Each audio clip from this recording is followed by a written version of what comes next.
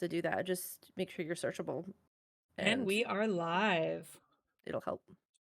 Hi, everybody. Guys, been a bit since we all gathered again, but here we are back with the lovely Mimsy 6. As I did make a boo-boo last time. Couldn't quite for the life of me remember the name of the planet you guys were going to. Thankfully I did fish out my notebook, so we're good on that front now. So instead of you having a normal 2 to 3 day trip, it's more of like a 8-day trip roughly, from where you guys are going. 8 to 9, 8 to 9, a little bit of hopping, but nothing too terrible. Going into the Nubian Expanse. So where we last left off was a good chunk of it was out at the club, and HB Fox. Hi, you're HB Fox. Vera, character Vera, was having a moment, wanting to still kind of absorb everything that happened over the last couple of weeks, and was kind of helping your AI Cilia to kind of socialize a little bit, which was interesting. While we had everyone drinking and having a good time, Jamar playing a prank on Mel, and Mel was trying to get some with a Drell, female Drell. However, thanks to Jamar's prank and some hilariously poor dice rolls, things went south very quickly, and shenanigans ensued. However, everyone was able to get home safely, minus Dresscar, who did have a date with his sorry lady friend from the spa. Brockus being at home with Mercy, picking out fish from a fish catalog, as Brockus still had to recover from his wound with the chemical round. But yeah, you guys did set out after visiting Arissa one more time. You guys did decide to set out and head on over to the Nebula Expanse, where you will be going to the planet Narissa. You did learn that it is a mostly watered planet. So here's hoping on hopefully some good times ahead, since you guys have had some rough times recently. Can I? And with that, Oh, sorry. Go ahead. No, you're good. That was just me setting up. That was just me now prepping the music, so you're good. Cool. I was wondering if I could retcon purchase a few things when we were like doing the market thing. I just remembered that Mel had agreed to do a few projects for people, and I need scrap. Is it possible that Mel could have like online OmniTool purchased like lot of, crates of scrap metal? And to be fair, I think Jamar just has crates of scrap metal laying around. That's what we went and got. Yeah, you guys did get scrap metal. He bought like a bunch of scrap metal. That's what I hijacked Vera to go get. Yeah. Oh, okay. Yep. Okay, cool. Okay. That was actually last episode. That between the two of us that we were going to need more, so it's like, let's go get stuff. So that's handled. Okay. Yes. What about magnets? Really, I need like gigantic magnets. Listen, if you're building a railgun, that's a different story. You know what? If you did get Jamar has the parts for that too.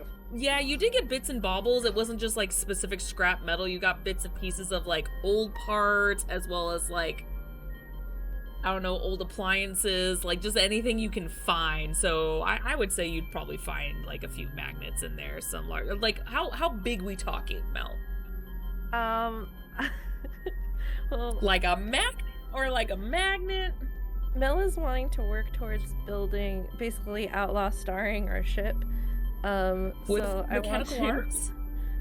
I want to create a big grappling hook, and then I also wanted to create like a magnetized net attachment, or like start building these things.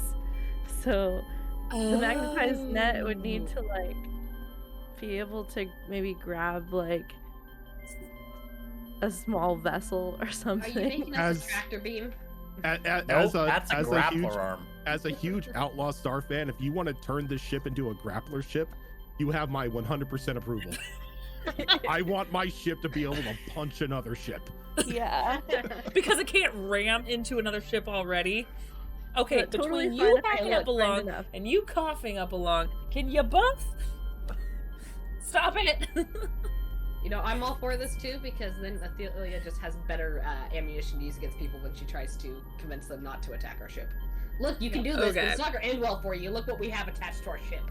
So Or is for that ship flipping us off? it just Yeah, floats yes. by and both its arms are just doing this as you just float by.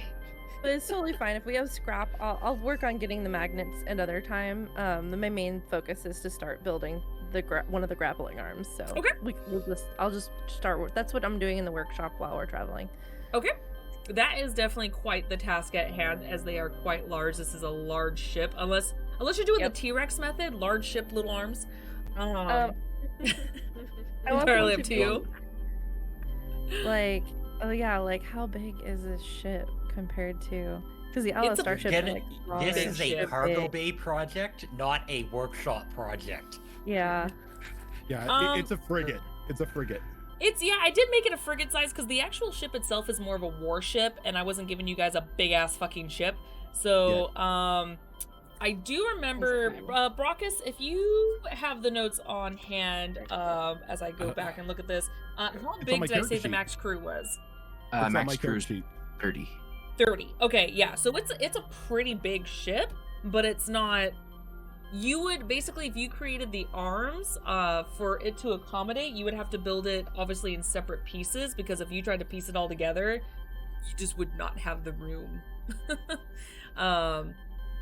As far as storage goes on the ship. Were they Um, those trisection? especially if you did something similar to I almost said Trigun, different one, to Outlaw Star. They do kind of like extend and can get longer and shorter, so yeah, They it just kind are. of depends They on how are big you want them. three. Yeah, They they are like three fold sections. out. Yeah, that's what it was. I couldn't remember how many they were. I just remember they can get longer and it just gets redonkulous. Yeah, there is basically a shoulder to elbow, an elbow to here, and then there's another piece that would be elbow to forearm out from that. Yeah. So yeah, it's entirely possible. It's just because the arm will be quite big, thankfully not warship sized, but because it'll be quite big, it'll probably take you a few trips to create, well, space travel trips, to create these two large arms. Okay. But it's entirely possible. So yeah, you've got plenty of scrap metal to work with right now, because Jamar got like a crap ton. Scrap metal Yeah, is peanuts in this. Let me write It's this everywhere. down. Whereas I wanted the internal workings, I wasn't interested in what they were housed in. So Yeah. And you guys have plenty of I understand rooms. that might take a long time, and that's fine. Yeah. It It Yeah, I depends was on how many trying to find- successes you get too. like a ship comparison. I know there's one out there somewhere. I'll find it later. Okay. Yeah, but if you but want yeah, to work on that, so I'll work on one of the grappling arms. So she's just Sure kind of thing. forging away. So I need to do that. I can't do that in the workshop. I need to do that in the cargo bay, you said? Or technically you can do it at any shop. I'm just saying that the arms are the arms are so large and massive. I can't talk. That for you to piece it all together in one go, it will not fit on the ship. So you're gonna have to build it by pieces and then link them all together and attach them when the ship's at port. Is what I meant. for sure, yeah. I'll wait till we're in like in port, like a ship nursery or something where it Yeah. like can be where I can recruit other mechanics or something to help me like put everything on. Right. I'm just gonna start building like the core bits of it. Yeah. This is Exactly. This is definitely a quote unquote dry dock Yes. project. Yes. Yes. 100%. you might Yes. be able to build the sections on the ship, but it's Yes. like, okay, now we're in dry dock. I need help. Yeah. Okay, go ahead trying to sell that to a Solarian scientist. Like, look, I need your help to give my ship arms. It's like, so you're genetically engineering a ship. Neat. Mhm. Yes. So yeah, you could definitely do the pieces on the ship as like downtime projects, and then as far as like the attachments and linking them all together, as well as mounting it on the ship and installing it. Yeah, dry dock project. So you could definitely build everything out as you're on the go. Since it will probably it's gonna be, it's not like it's a super complicated project. It's just gonna be time consuming because it is a large ship. So they're gonna be large arms, and then of course engineering it so they're not just hanging out the whole time. They're actually like part of the ship and then extend, so on and so forth. So Yeah, yeah, it's just time consuming is all. that's fine. And she's built out the blueprints for it because this is an idea that she's been working on for a while, for a couple of Mhm. days at least. And so yeah, so she's just gonna be forging. Okay, doing that. perfect. Do you need me to let's do see any here. rolls for these or? Yes. So you're gonna be making daily rolls. Unless Okay. you guys want to do something specific. I could just have you hash it out, and the whole time you're there. Do you have because I know Jamar has like every single smithing thing under the sun. What kind of I resemble smithing that stuff do remark. you have, Mel? Or are you Um, proficient in any of the smithing stuff? 'Cause I know Jamar has like armor smithing, weapon smithing. Yeah, I think I'm- Mel had I'm- armor smithing, didn't she? Yeah, think I'm she did, armor yeah. smithing. Yeah, which is Yeah, she had considering armor. you're basically building giant armored sticks. I think that qualifies. Yeah, I'm armor smithing. Okay. Yeah, then I would roll that, which I believe is intelligence based. Okay. Correct. It's your intelligence plus your proficiency. Yeah, proficient. Yeah. So the first question is, you want to focus on this the entire time, correct? Or do you want to make certain stems here and there? Stems? Steroids. I call them I've steroids. made a lot of stems and people haven't really used very many of them, so I think Okay. we're good on stems for now. I'll Okay. let you know if I decide to switch projects Okay, to that. perfect. I think we have like an abundance at least right now. Perfect. Okay. So to make it easier, because when it's longer, I don't have you roll every single day. That's just ridiculous. Because we'll be here all day. Go ahead and roll me 4 d20s. Or sorry, yeah, roll me 4 of your weaponsmithing. Okay. One's a natural 20 for a total of 26. Oh, I was waiting for 30 something. Well, I think because it's We're just not my quite there armor yet. smithing, because the armor smithing already adds the proficiency bonus, right? And my It should, my yeah, when you intelligence? plug it in. Yeah. yeah, because it's the armor smithing one should already have my intelligence plus my proficiency, I would assume. Ooh, what's your um, bonus on it? It's a Should be 6. what, 7? Yeah, that sounds right. So 6, Okay. what are we at? 3, 6, Yeah. 7, 8, 9, yeah, plus 9. So you're actually, so natural 20, so you'd actually be at, Well, 6 isn't her intelligence bonus, it's the bonus on the. but got it. 6 is just what it says under armor smithing. Okay, so your intelligence is modifier is a 3 right now, correct? Plus 3 It is intelligence. a 4. 4. Okay. So that So it should a be 7. plus 7. Oh, it should? It Okay, jipped let you me there fix that. somewhere, yeah. So it's your I jipped intelligence myself. modifier plus proficiency. Okay. I will 26 versus 27, though. God, I It- never Yeah, remember. no, it does. It probably didn't update for the new proficiency once it Oh, maybe. raised. Yeah. I don't even know how to modify or open this up. I'll figure it out later. Okay, That's so good. plus 7. One is a 27. One is going to be an 18. Oh, that's why it has you under dexterity instead of intelligence. So there you go. Oh, okay. I messed with that for you. Thank you. You're Appreciate you. Okay, so one Figured is it was a easier just to open it. 27. Have that before I keep forgetting it.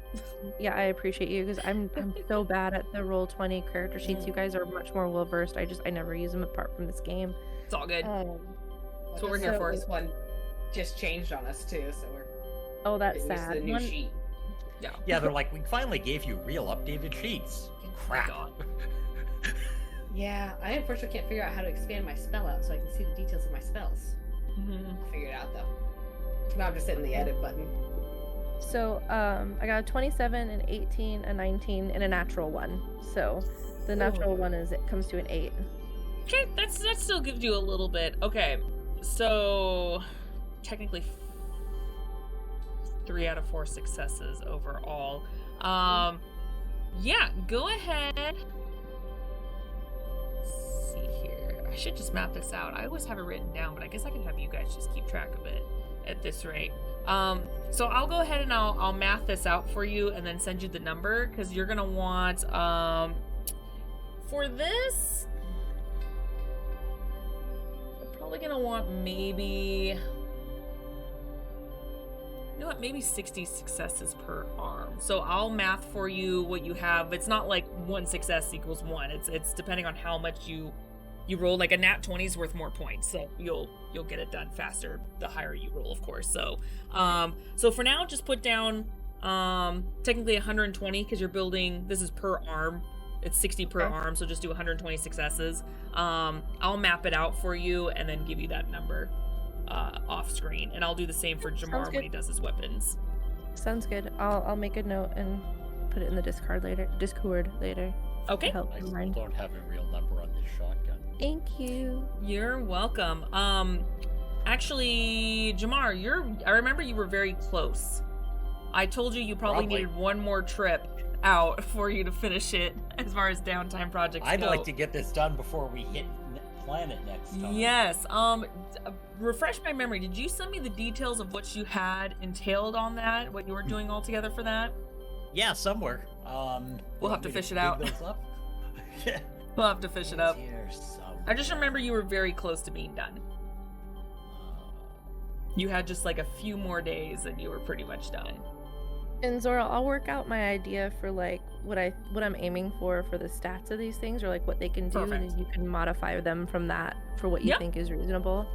Just so I Yep. can do some of the work for you, so you're not like I had to completely create these new things now. No, that's perfect, because I would rather you guys tell me what you want them to do and then, help stat everything out, which is why with Jamar, he tells me what he wants to do for the gun, and then I just piece together the stats, and that's great. Yes. Because I want to be able to have you guys create what you want to create. Awesome. That was the triple barrel shotgun with the undermount bayonet attachment. Ah, that's right. That's You have right. a picture in your DMs from that. It Yeah. makes me happy every time you say that. He says it with a smile every time. I'm waiting for him to name it. I want to know what he named. No, that's Brox's job. I don't name weapons. I just give them That's to true. people. That's true. He just stamps waiting for it its name. quite literally with his mark. So what I'll probably do then is you will have this, depending on your rolls, to roll crap the whole time. You will have this more than likely done by the time you land planetside. So probably at first break, I'll go ahead and stat that up. That way Brockus at least has it for your guys' mission. Brockus will have a shiny new weapon. Okay, so go ahead and roll me your weaponsmithing 4 times.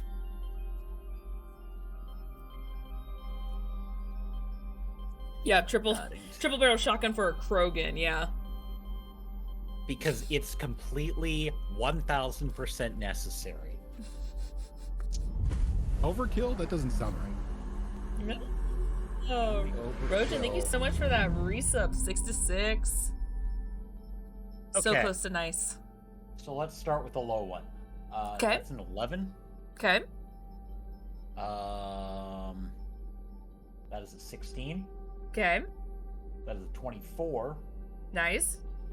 And I can't math, so that's a 19. 19. Perfect. Okay. Yeah, no, like I said, you did not have much more to go. So yeah, with all that combined, by the time you land planetside, he will have his shotgun. So, because you rolled a little bit higher towards the end, well, you started in order, but we'll just say that was it in order. Probably by day 6, you have completed this weapon.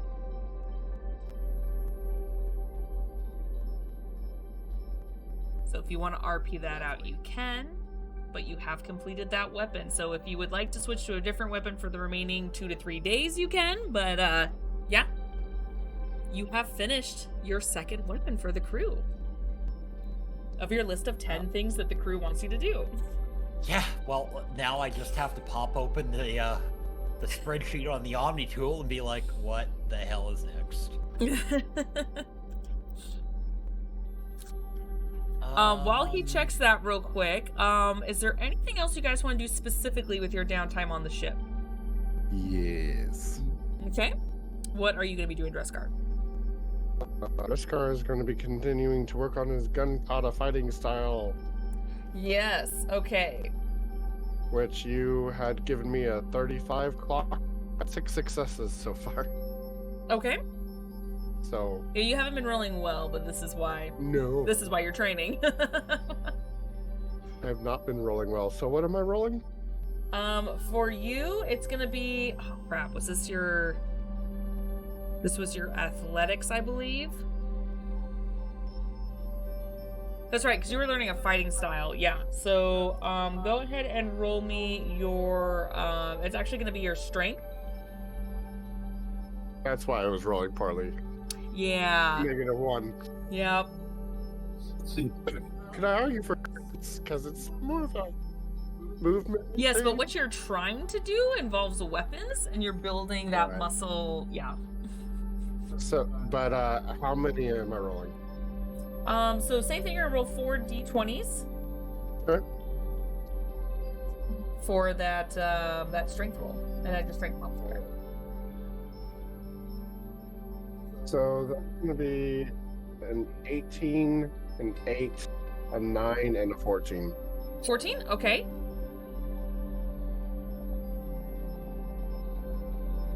So for you, you have clocked 4 more successes. Oh, this is gonna take so long. But it'll probably. be What worth you it. want to do specifically, because I remember us talking about it, what you want to do specifically is going to take time, and it doesn't Yep. help with, yeah. Yep. Nope. Okay, perfect. Brooks, did you want to do anything? You would only need about maybe 2 more days on the ship for you to fully recover, for you to move around without it being in so much pain. It's still, of course, it's going to take maybe an extra month for you to completely not feel pain, but you're fine. Now it's just a little twinge in your side when you walk. So you're able to walk fine and breathe fine for just a couple more days.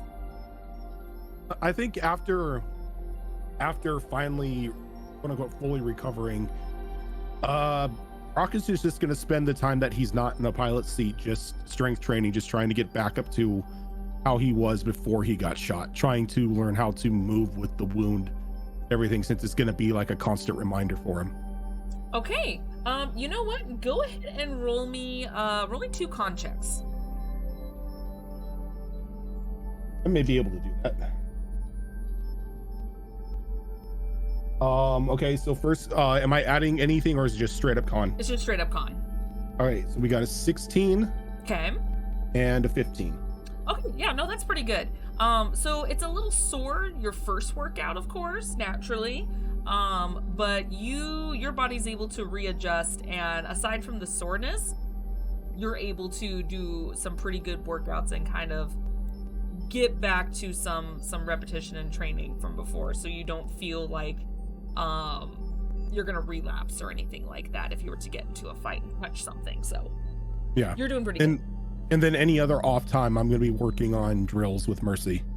That way Okay. she's, keeping up her own killer instinct.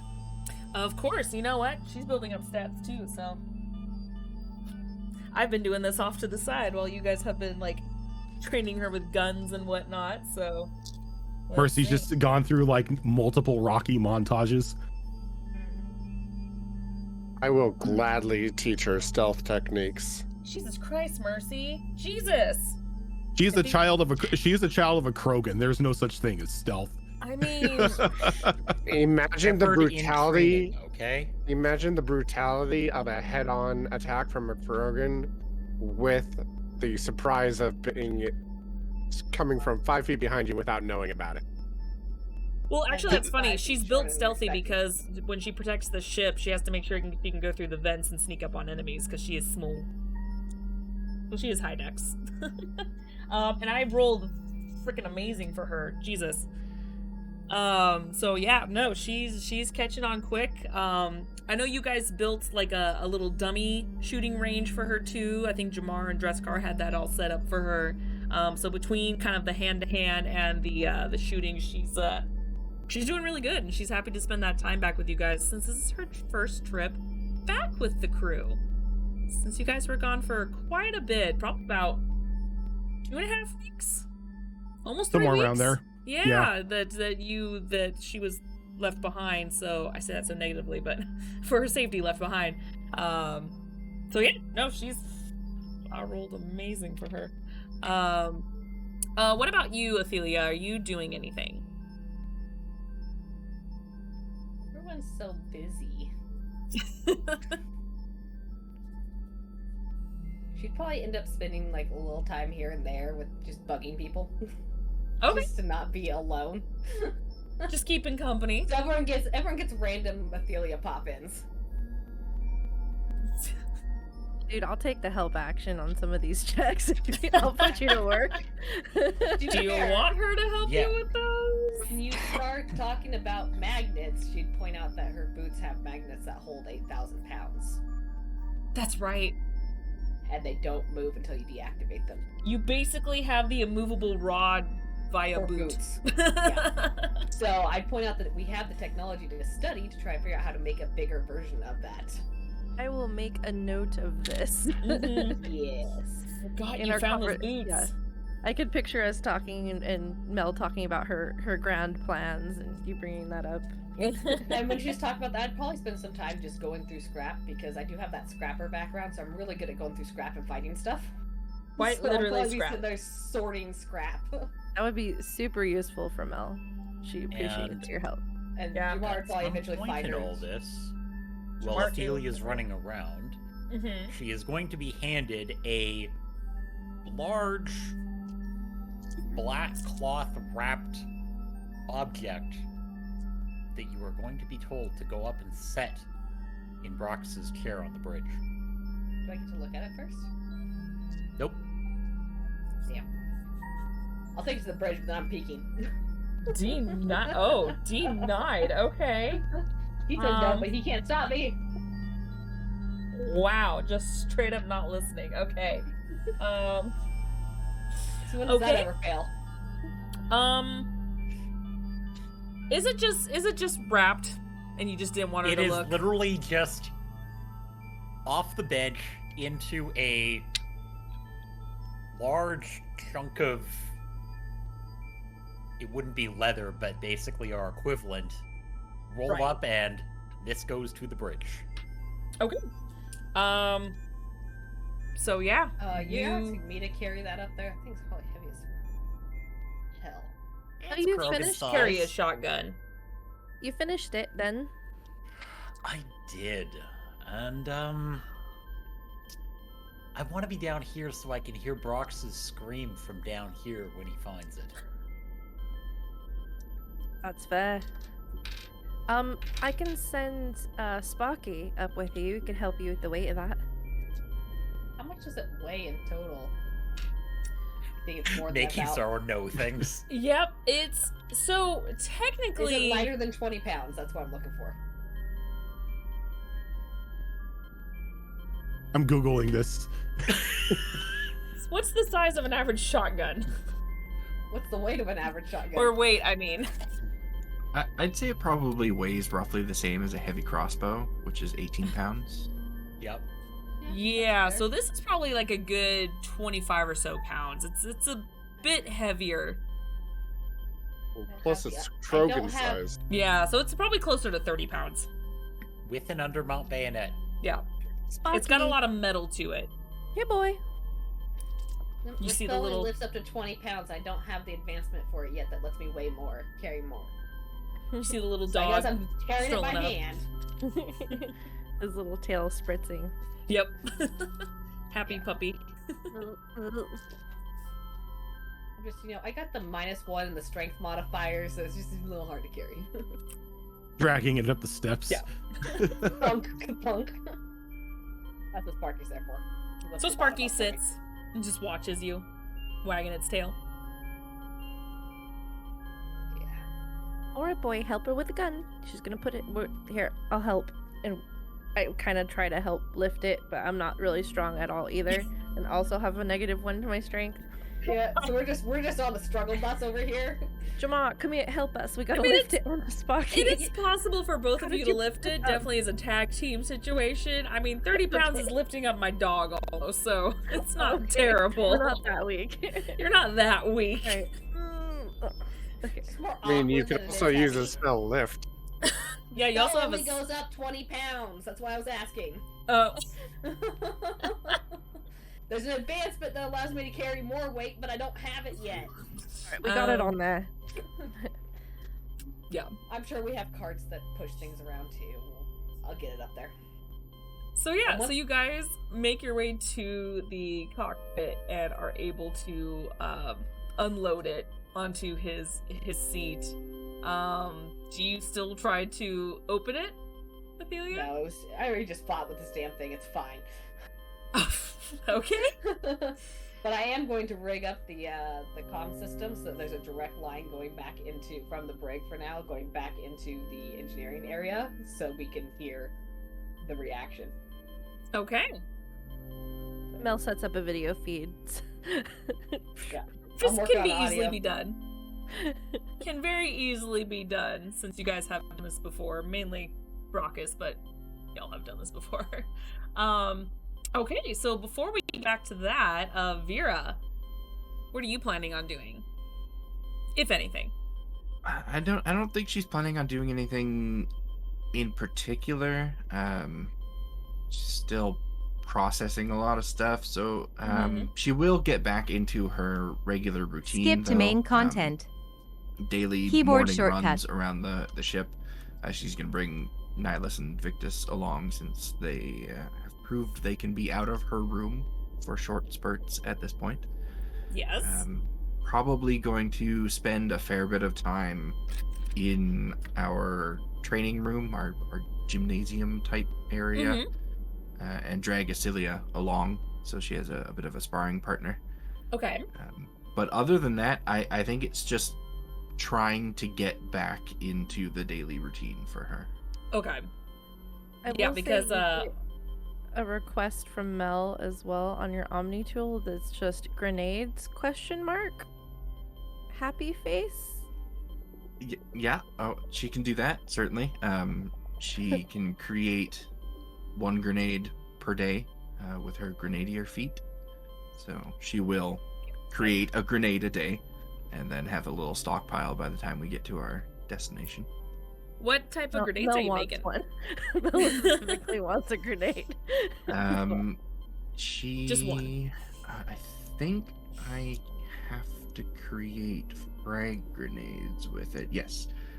So she'll be making frag grenades, and they will be Mark II frag grenades. Oh snap. Okay. Does it say how high you can with them, or is it just the cost? It is acquire 1 frag grenade every long rest. The mark of the frag grenade is equal to your level divided by 3, minimum of 1. Okay. And So it she levels is up as you get higher level. Yeah. She's able to create Mark II at this point. So. Okay. Perfect. Because I know it goes up to 5, 4 or 5. Something I like can't that, remember. Something like yeah. Some of them go higher. I just don't have them all memorized. Okay. Perfect. How many does Mel receive from you? yeah. How many can you carry? Oh shit! How many? 'Cause we how do do I have figure a that out? limit on the number of grenades that we can carry. How do we figure that out? I think it's 2 grenades. Is that what it is? Base, and then it's whatever's in your armor. Yeah, I have none right now, so. I don't actually know because my numbers are different because of my feats and stuff. Because of your feet, yeah. What armor are you wearing? Stock. Okay. The 1 or 2? I think it's 2. DM said 2. The number of times we have been shopping in armor shops and you're still wearing stock armor? I don't see any others to get. I mean, I'm not very I good. gotta. I'll I I'll mean, get a list together for you. Yeah. Thank some you. of the shit's made up too. Just saying. Start looking because you can find a lot. I mean, like, I don't have very expensive armor, but I have a bonus to my shields that gives me 10 extra shield points. Well, and when Mel base, first so- started, she didn't have any money of her own either, so we had to do some jobs for her to get money. But Fair. Fair. Right. Okay. So yeah, so after probably about another hour of training with Mercy, Brockus, decide to take a break, kind of make yourself a little something as you head back up to the cockpit, and you notice what looks like something very large wrapped in this leather material sitting on your chair. It's driving the ship. Just kidding. It's driving the ship. It's Oh god, leaned the up gun has against it. sentience. The shotgun is also an AI. Oh no, it's sentient. Brock's just gonna set his cup of coffee down on like the little cup holder that he has near the control deck. Just start like pulling it open. And what you see is a very massive shotgun. Like, it is thick and beefy, and to most people it's heavy. For you, you can feel the heft, but it doesn't really weigh you down or anything. You can just feel the difference in weight, which means that you can feel how much of a kick and power this is gonna come from once you shoot it. You see the very obvious 3 barrels in the front, and you do see the blade underneath it, kind of bayonet style underneath, and it's a thick blade. This ain't no puny little just like, oh, stabby stab. No, this is a thick blade at the end.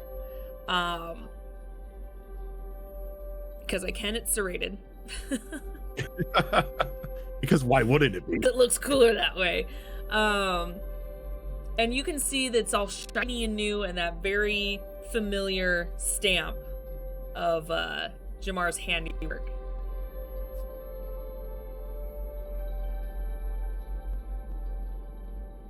Is there anyone else in the cockpit at this moment? Nope. Just you right now.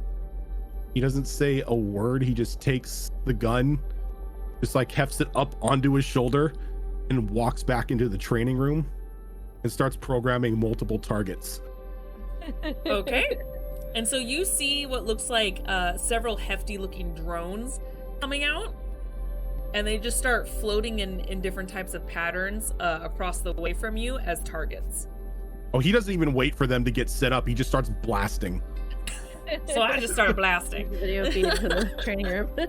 I feel like we're sitting there like watching the camera. I'm like, Mel, he moved. Change the cameras. There we go. Follow. There's this weird floating camera just following you. Okay. We're gonna need more training droids. Well, I think we're gonna need a larger training room. The walls look a little damaged. I think at one point he just grabs one of the droids and just like throws it at another one. And as they go to the ground, he just stabs the blade down, then just pulls the trigger. And because of how sharp that knife is, being all brand new and shiny, it's almost like a hot knife through butter. It just does this clean straight through the metal as you slice through this drone. He went through the floor a bit. I'll add it to my repair list. And you guys, like, the recording's even worse just because of how loud this is, but everyone else can hear this sound echoing through the rest of the ship as when he fires it, it is a very loud booming sound. It's got some power to it. It just obliterates this drone. Now, does it fire all 3 barrels at once, or does he have the option to fire like 1 barrel at a time? So because it's like a shotgun, you would have to shoot each one individually. However, you do notice what looks like a slider on the side of the gun but you don't know what it does. Well, I'm about to. I'm just gonna. Does it have, how many settings does this slider have? It just has 2. Okay, just gonna set it to the other setting, and because he's primarily uses shotguns, he's going to brace himself before pulling the trigger. Smart man. All right. Can I get a strength check from you? Where's my? Yes, you can. This is my broomstick. It's going to be a 22. 22. Okay, so you go ahead, knowing being someone who's proficient with shotguns, knows better, and not knowing what this setting is, you brace yourself, and when you shoot it, you notice that you only take a step back. As you notice this power just coming from it, once again, everyone hears this even louder boom. It almost sounds like something. Yeah, it sounds like something almost like just hit the shit. As you noticed that there was this very short, very quick whirling sound as you saw the tip of all 3 barrels light up and just shoot all at once, creating this huge, sorry Mel, crater in the ship. As you see steam, and you've played with a weapon very similar to this before, Rojin. Why do I keep calling you by your Brockus? I don't know. I don't know, my brain right now. As you recognize that because it was such close range, maybe you didn't quite catch it, but you don't know if it has some sort of incinerary feature, as you can see what looks like red hot metal around the edges and smoke coming up. I see he found the slider. What the hell did you create? Masterpiece. But don't fuck with us. And Don't fuck broomstick. he's going to put the slider back to the default setting, and he's just gonna look at the gun. Gods, you are. I think he likes it. Yeah, I'd say so. Floor doesn't. No. The floor and the walls are just dented and burnt. Thankfully, it's a training room. For the most part, it's actually very durable. It's meant to be like this, but that just goes to show you how much power is behind this weapon. Good Yeah, thing G you Meister, he has a tested out in fusion the hole. shotgun. What if glad a you didn't rail keep gun, but a out. shotgun? The wrong room. Not near windows. That actually might be a smart piece of advice. Wink, nudge, nudge. He's going to, after he's had his fun testing out the shotgun.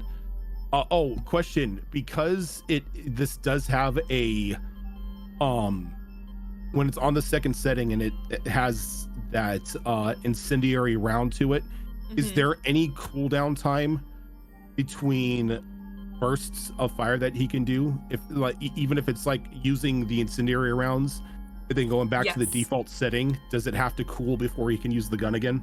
Yes. It basically takes 1 round to cool down. So it's that's pretty good. fairly quick. However, you would have to also take the time to reload it as you just fired it off. So about every other round, if you wanted to, you can use it. You don't know what will happen if you keep using it over and over. That is a lot of power and a lot of heat packing from it, but about every other round. I'll let you experiment and find out what that limit is. Yep. If you can send me the stats for that so I can drop it onto my character sheet. Yep, I will on break because I haven't created it. He after he's done playing with the shotgun, he's gonna go find Jamar. And your first guess, as many of us I would assume, you check his workshop. And you all see him on camera since you have it up already. You know that he's like heading in your direction, and I don't know if you guys are like casual, but you know he's coming. Trying to drop feeds. And he walks in grinning like an idiot, like a kid on Christmas, and just walks up and just like maybe a little over enthusiastic, just like clasps Jamar onto the shoulder. This has to be the most beautiful thing I have ever seen. This is a work of art. You have one small responsibility, though. What's that? You have to name that. Oh, I already have a name. This here's Aralok. In Krogan, it means Eye of Wrath. Oh shit. Yeah, that's good. Yep, that'll do.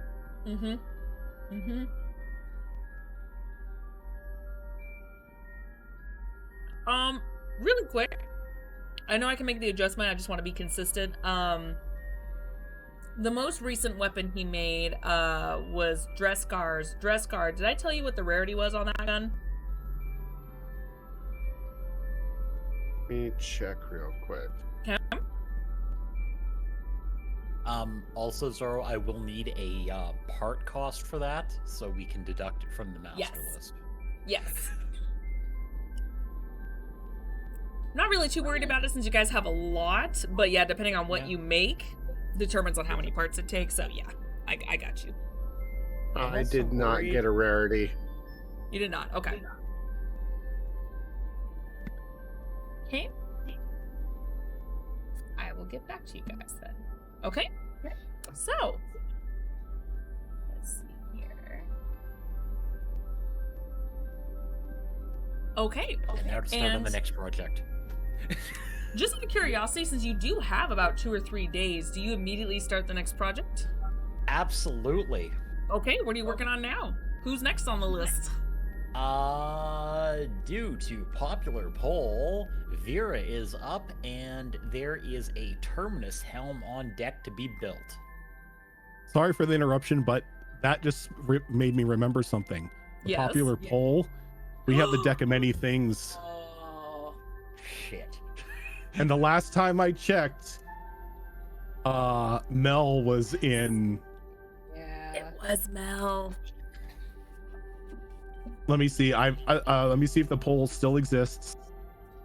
Come on, everyone! Last minute vote, like Yep. dress car or something. Mel I'm in second, so. Mel is in first Ophelia. place. Mel's in first place with 4 votes. Athelia's with 3. Brockus had 2. Dreskar had 2. Dramar had 2, and Vera had 1. Last minute votes for Athelia. Oh, the Okay, poll's already so- closed. The poll closed last week. Yes. Yes. Oh. Okay. All So. right. Suck me into a void. So, I was not able to find the cards in time for this session. So you've got a week, girl. But it's you. It's coming for you. Where are your cards? What did you do? I hacked them. You don't have a digital version of them? Didn't you make them? I'm so dumb. I'm so smart. I'm like, That's "Dang, fair. that's That's amazing." half the I thing. did. So dumb, but yet so smart. She got them printed and then immediately deleted all the files. Yes.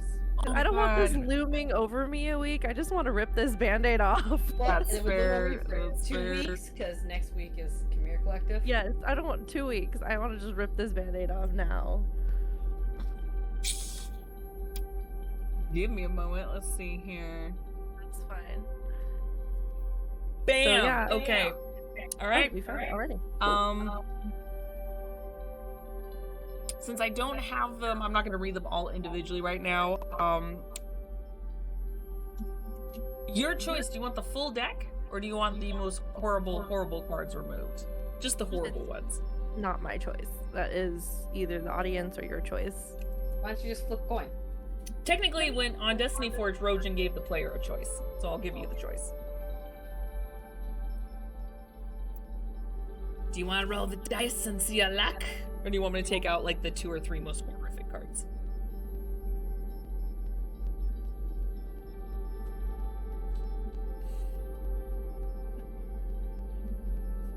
No, if we're gonna do it, we're gonna do it. Full Okay. deck. All right. roll me. Do you have one of the Kraken sets? I'm sure you do. I do, yeah. Okay. So you have the D2 coin? I do. Okay. Roll me a D20 and that D2 because there are 22 cards in this deck. Okay. Do I just add the... I'm so dumb. Or if you just want to pick a number, I can just do that too. Yeah, you don't have to roll. You don't have to roll. I'm just so used to people rolling Oh for no, the chance. fate is gonna decide this shit. Okay. So, oh God, I have no dice that have been behaving lately. None of them. They've all been betrayers. Sometimes the low die rolls help you in these situations. Sometimes. That's true. That's true. I don't necessarily know what's good or not. So you know what? No. This one is calling to me. And this is different than the normal deck. I mean, there's some familiarities. Acelia is the prime example, level 4 fighter. All right. So 17. 17.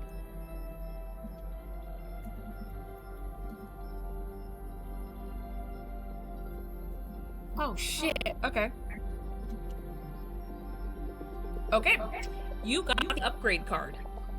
Woo! Which You were is... That sounds good. You're one off from the horrible card. That's how Yeah, it usually you were goes off by for us. 1.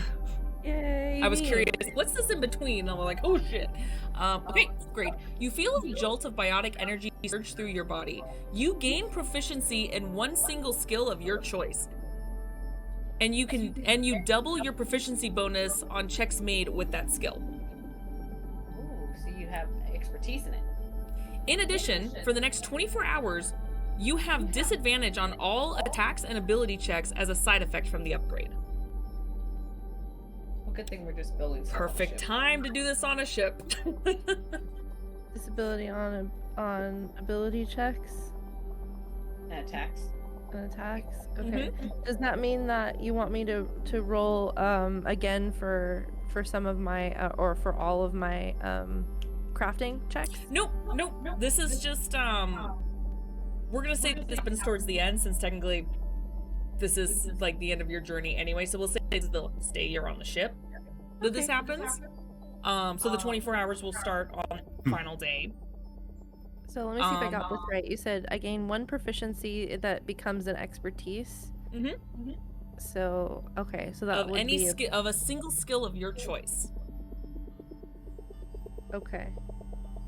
and you basically gain expertise. It does not say you have to pick one that you are already proficient in. You can pick a new skill if you want and become expertise in it, or Alright, I'm gonna- upgrade one of your current skills to expertise. Okay, I'll take some time to think about what I want to do Okay. there. Yep, no rush at all. Yay, me! Good card. It was a good one. The other one is That was- awful. It's I was awful. terrified. Basically, And I Strangely go enough, all in. Like I'm not gonna soft paw this. Like I gotta. Mhm. And I took the risk, guys. I took the risk. It paid off. It paid off. strangely that wasn't enough, the most of wish. us roll for this, and most of us get a decent card. So the dice That's- have yet to betray us for the deck, many. And yeah, until it doesn't, until it goes horribly wrong. We've only had Yeah, one person okay. get the void card once, and then someone Yeah. had a wish card and wished them back almost instantly. So it kind of works that's out. great. That's funny. That's funny. I think the only person I've ever seen consistently get bad draws on the deck has been Rojan. Yeah. Oh really?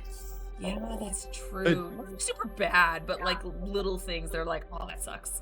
It's because I unleash it on other people all the time that just the impending chaos that is from that deck just goes right to me. I mean, you did get lucky in this one and got that wish card, but You man, did. your luck was so bad in our Chult game. Oh yeah. Oh shit, that's right. Yeah. No, but there was a negative effect too because I had 2 draws from this deck. One was the wish card, but the other one was the negative stat. Yes, And right. it dropped his intelligence, I believe it was.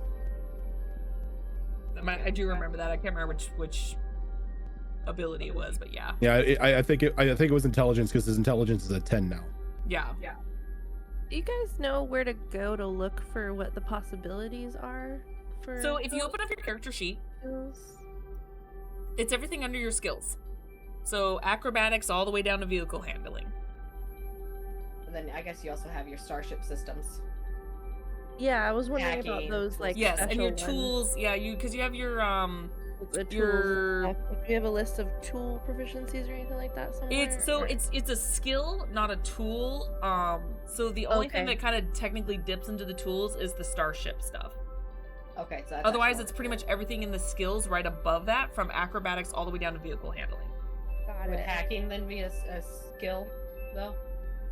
Like the hacking? and Technically, it the- is considered a tool. I already have Oh, okay. expertise in that. So you, like I said, you can choose one that you're proficient in and make it expertise, or just grab one and have it instantly be expertise. Sounds great. Mhm. Yeah. And what you do to whichever one you decide, on your character sheet, if you go at the very top where it says core, bio, and spells, there's a little cogwheel. You click on that, and if you go to the bottom of that center row where it tells you your skill options, it will say normal. You just change whatever is normal to expertise. Okay, thank you. And that does it for you. I think you just want to check it on the main page still too, so you get the proficiency bonus. Well, yeah, you'll have to check it as well to show you have proficiency in it, but it will mark it as expertise to give you that boost in the proficiency at least. Yeah. The double proficiency. So yeah. Thank you. You're welcome. Okay, and with that, what we're gonna do is actually we're gonna go ahead and we're gonna take a small break. As you guys land on the planet of Narissa at this point, and what you guys see from space looks like an array of different blues kind of swirling almost in perfect lines across this planet, as you see kind of a navy, a lighter blue, even a white stripe, just kind of enveloping this planet in a unique pattern. And as you guys reach the atmosphere, you can see, just like as Arissa mentioned, it's mostly water on this planet. However, Brockus and Vera, would you both be at the helm at this point, or the cockpit, or would it just be Brockus, do you think? Because you can all see the planet, you can see your destination. Vera would probably be in the map room. Okay. And watching through like a monitor or something as we make our approach. Okay. So both of you then would be able to see this because off the readings and everything. This planet, though mostly covered in water, is not the paradise that some of you thought it would be, as you would normally think with water. As you see, the temperature is quite cold. You would say almost freezing. As this is actually a very, very cold planet. But because of the chemicals in the atmosphere, it doesn't freeze the planet. There are ice patches, almost like islands, even maybe what looks like small little continents scattered throughout the planet. Because again, it's mostly in water, but it's not frozen, so it's not like an ice planet. But the pieces of landmass that you do see looks like ice to you. So you see that this is unfortunately not a tropical paradise. Brockus is gonna get on the loudspeaker to everyone who isn't seeing this. You're gonna want to dress warm. It's very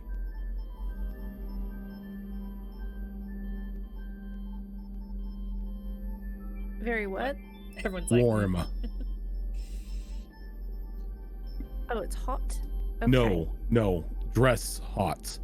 It is very cold outside. Oh, I was hoping for like a, a beach planet or like, warm tropical waters, and this is not at all what I imagined. Thought we were going to be able to bust out the bikinis. Right? Me too. This sucks. I mean, you could try. Yeah, you can Put it try, on over but the snowsuit. you'll probably freeze solid. Do we even have, I guess, just full suited up? I don't think I have exactly snow gear. Unless you have certain mods, all your armors can sustain certain amounts of heat and cold. But it's extreme heat and cold, you would need special modifications. But since you guys can kind of read the temperature off the charts between the map room and the main console, it's definitely cold. It is very cold. However, it's not a concern for your armors. Let's put it that way. So your armor will survive on this planet. What about our weapons? Is it cold enough that it might affect the functionality of our weapons? It might the pistols, since they are smaller and thinner by comparison to the majority of the other weapons. Maybe even some semi-automatics, since they can be beefy or slender. But for the most part, with what most of you guys carry and use, you probably won't have too much of an issue as long as it's not maybe exposed for long periods of time. Okay. So yeah, it won't do. It won't be so bad. As actually, let's see here. And part of the reason why they won't exactly freeze, at least not right away, is that this is a methane ammonia planet, the chemical. So the methane actually makes it, it's a natural gas that kind of, obviously when you hear the methane, you don't want to breathe that in, but it does cause kind of a greenhouse effect, which is again why it's not pure ice on this planet. However, that and the ammonia, you know that you do not want to take off your helmets in this atmosphere. Would be bad juju. Unless your species can breathe it, I wouldn't recommend it. Thought Mel had a bad night at the club? It's gonna be worse here. Gonna be worse. Yeah. And the anti-hangover drink doesn't cure ammonia poisoning. Nope. That's fair. No. Unless you want to suffocate and bleed from your ear balls. Nope. Let's not. So yeah. So as you guys start making your way, kind of finding the location of your daughter Brockus, we're gonna go ahead and take a short break. So get up, stretch, move around, go use the bathroom, refill your drinks, all that good stuff. And we will be back here in a few minutes and see what the crew does next. Don't go anywhere, guys.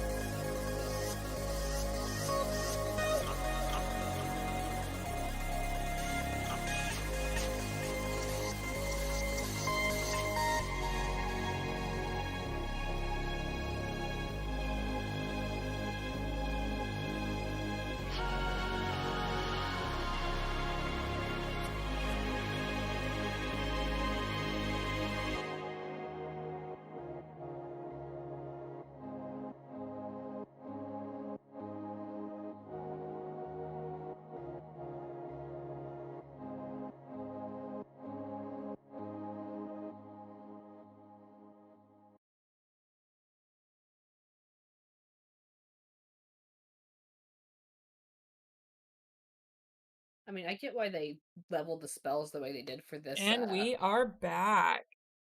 system, but yeah. Forgot to remove my own thing. Oh, didn't see.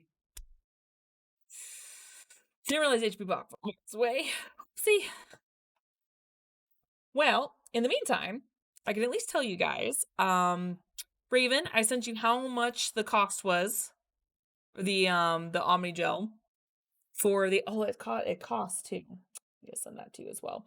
And Rojan, I sent you the stats for the shotgun. Yep. If you have any questions, let me know. But as you can see, it is a beefcake. Oh shit, I didn't put the... Give me 1 second, guys. I apologize. As I forgot to tell you the stab. When you stab it. That's when you stab. So give me just 1 second.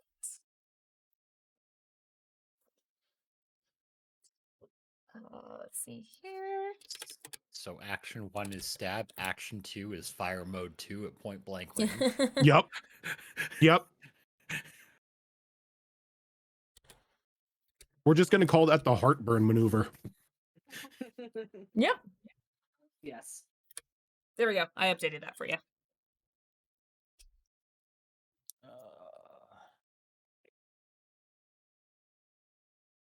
So 'Cause this I is all also beef.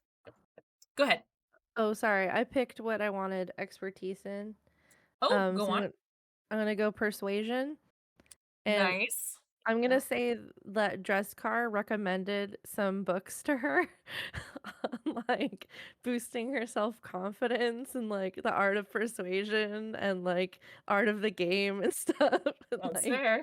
And I'm gonna say that That's fair. while Mel was working on, like, focusing on her task and building this, like, grappling arm, she's been Yep. listening to audiobook after audiobook on the art of persuasion and stuff, like, the self-help books Yep. on boosting that and, like, insight, like, just on, like, how to talk to people and, Okay. like I mean, yeah, logic's there. So that's Not that how you I'm gonna needed it, but explain yeah, it that. works. That's how I'm gonna explain that. Okay. All right. I like it. Zoro, question on the Yes. incendiary mode. Mhm. Do I add the stat bonus like I would do for a normal shotgun attack, or is it Yes. just okay? Yes, you Cool. would. Yeah.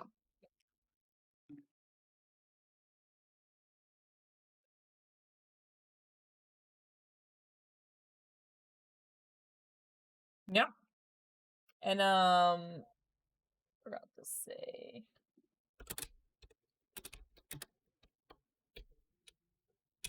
Cool down 1 round.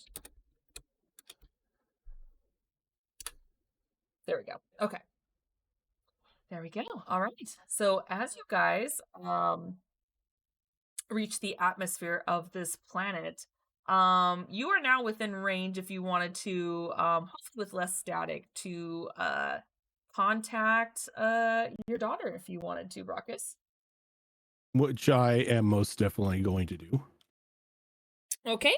You do get a little bit of static, but thankfully since you are within the atmosphere, there's not a lot of interference from everything overhead.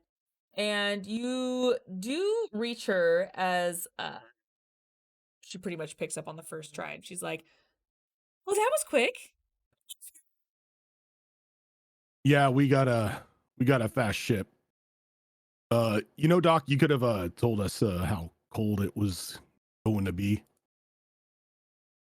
I Right, think so, sorry. I think some of us thought, a water planet, it's probably to be nice and tropical. Didn't expect to see a bunch of popsicles. Well, no, of course not, but I mean, when you think water, you don't always think warm. In fact, there's plenty of planets out there with plenty of water covering the surface of the planet, and it's actually quite hot. It's too hot to even touch. I guess you're right. That's my mistake. Normally, when I think water, I think calm and relaxing and tropical. Oh, it's quite relaxing. I'm quite serene here. It's just beautiful. But I Well, suppose it's not for everyone. thankfully, our armor will be able to hold us off until we could get indoors. Yes, and please keep your helmets on at least until we get inside the facility. Otherwise, we don't want your head to pop. He kind of like looks back. You all hear that? Helmets stay on. A little bit of grumbling from Vera. It's a good thing Vera's got hers fixed, huh? And Vera, you have to wear shoes. Just one time, I'd like to go to a normal planet. What is normal? You think you're gonna go anywhere normal with us? That's cute. No Just hoping- such thing. Just hoping this turns out better than the jungle did. That was an awful mess. Yeah. If we Anything see goes any of better those than spore that. creatures here, there's something really wrong. Oh, I'd be very concerned. Well, that's a plus, right? Probably not gonna encounter them at least. What if I we was do? more talking about the mud and the yuck and the trouble trekking. She doesn't care about the poison. She's just like icky. Yeah. But what if we encounter like a variant of them that like breathes frost or something at us? I'm gonna don't put that don't out worry. there. Have a fire setting on the new shotgun. Nice. What, Era, why would you put that evil out there? But just exploring all possibilities. That's all. By the way, the comms are still open this entire time. You know, She's just some like people say silently that the universe waiting. listens. Z, we're making our final approach now. We'll be down in about 5 minutes. Yeah, it sounds like you have some stories to tell me, Father. Right. Of course, the coordinates. You need the coordinates of where I am. I'm sending them to you now. So, just there are plenty of docks. I mean, it's all ice. Just park anywhere. And you should see our building. It's quite hard to miss. We sort of stick out like a sore thumb. But it's on purpose. That way, if there's a snowstorm or something, then, it sticks out. We can find our way back. But there's also this really interesting time where there was this strange creature. You know what? I'm boring you. Just get here and we'll talk. It's great. I'll see you soon. All right. See you, Father. And she disconnects. Well, And sure enough, you get worry about the coordinates. strange creature or whatever she was talking about. Right, creature. I'll bring the explosives. Now we think it. Please do not blow up my daughter's lab. I do Should not. we see first if maybe the atmosphere might have a reaction to the explosives? Remember last we didn't check that? That was quite exciting, wasn't it? Spectacular is the word you're looking for. Yeah, is a lot. When the weather calls for a 100% chance of fire and explosions. Jamar, do you think maybe you could run some test something on the air and see if maybe we should restrict our abilities and weapon? Can I have everyone give me actually no, because the only two Vera and Brockus, go ahead and give me right, it's not nature, it's science. Science roll, please. Good luck, Brockus. Jamar, are you not proficient in science? Because they're the ones that saw the planetary information when they were in the cockpit of the map, they would be able to have picked this up. Science of 13. Okay. 17. 17? Okay. Brockus is pretty distracted at the moment. Vera, you know that especially when Brockus made a joke saying like, "Oh, don't worry, ice variants, I have fire now." You do recall that methane is quite flammable. It is a methane ammonia planet. Did the planetary info tell me like what the parts per million were for methane? Is it enough that we should probably refrain from using any incendiary things? Yeah, I don't need the actual number of parts per million, but there is no number, but it specifically says an unremarkable amount of methane ammonia. Okay, so we might be okay. So it's not like, the entire planet will explode. Use with caution. We can use a reasonable amount of fire. Exactly. It might have a bit more kick than we normally see. Now, would it do damage like it did on the other planet where there was a lot of explosions? Probably not. Unless y'all decide to just light up at the same time. Then we'll see. Which, knowing us, is a possibility. So I said we'll see. Everybody grenade. Is there You've all got grenades now, so. Is there a better Synchronized grenade metric? throwing. Is there a better metric for measuring this reasonable amount of fire? Because some of our perspectives may differ on what reasonable amount of fire actually is. Oh no, Brockus, what does your new weapon do? Chart? I will leave that to him. Brock's just gonna like stick the shotgun out the side window and just fire. Oh my gosh. Just rolls down the window of the ship. This is a van now. Just for some reason rolled it. Yeah, for some reason that we incorporated one of the station wagon windows into the cockpit. I'm trying to do that to everything. You know what? It's in here. It's because Ellen DeGeneres did a stand-up saying like how this will always be the universal sign for roll down the window. She's like, because you can't really get that point across if you're looking someone outside the car and you go. This will always be the universal sign. Yep. Okay, do you fire the weapon? No. No. Okay. We don't have. God, I hope we don't have a window that goes down to the cockpit. Sorry, guys, got to depressurize the cabin. I got to shoot my gun. Yeah. Brockus is now from America. I'll tell everyone that it's probably okay to use like grenades and stuff, but we should maybe, just to be safe, avoid using like demolition level explosives. I like how we're now going to start rating planets on their explosivity. How explosive is this planet?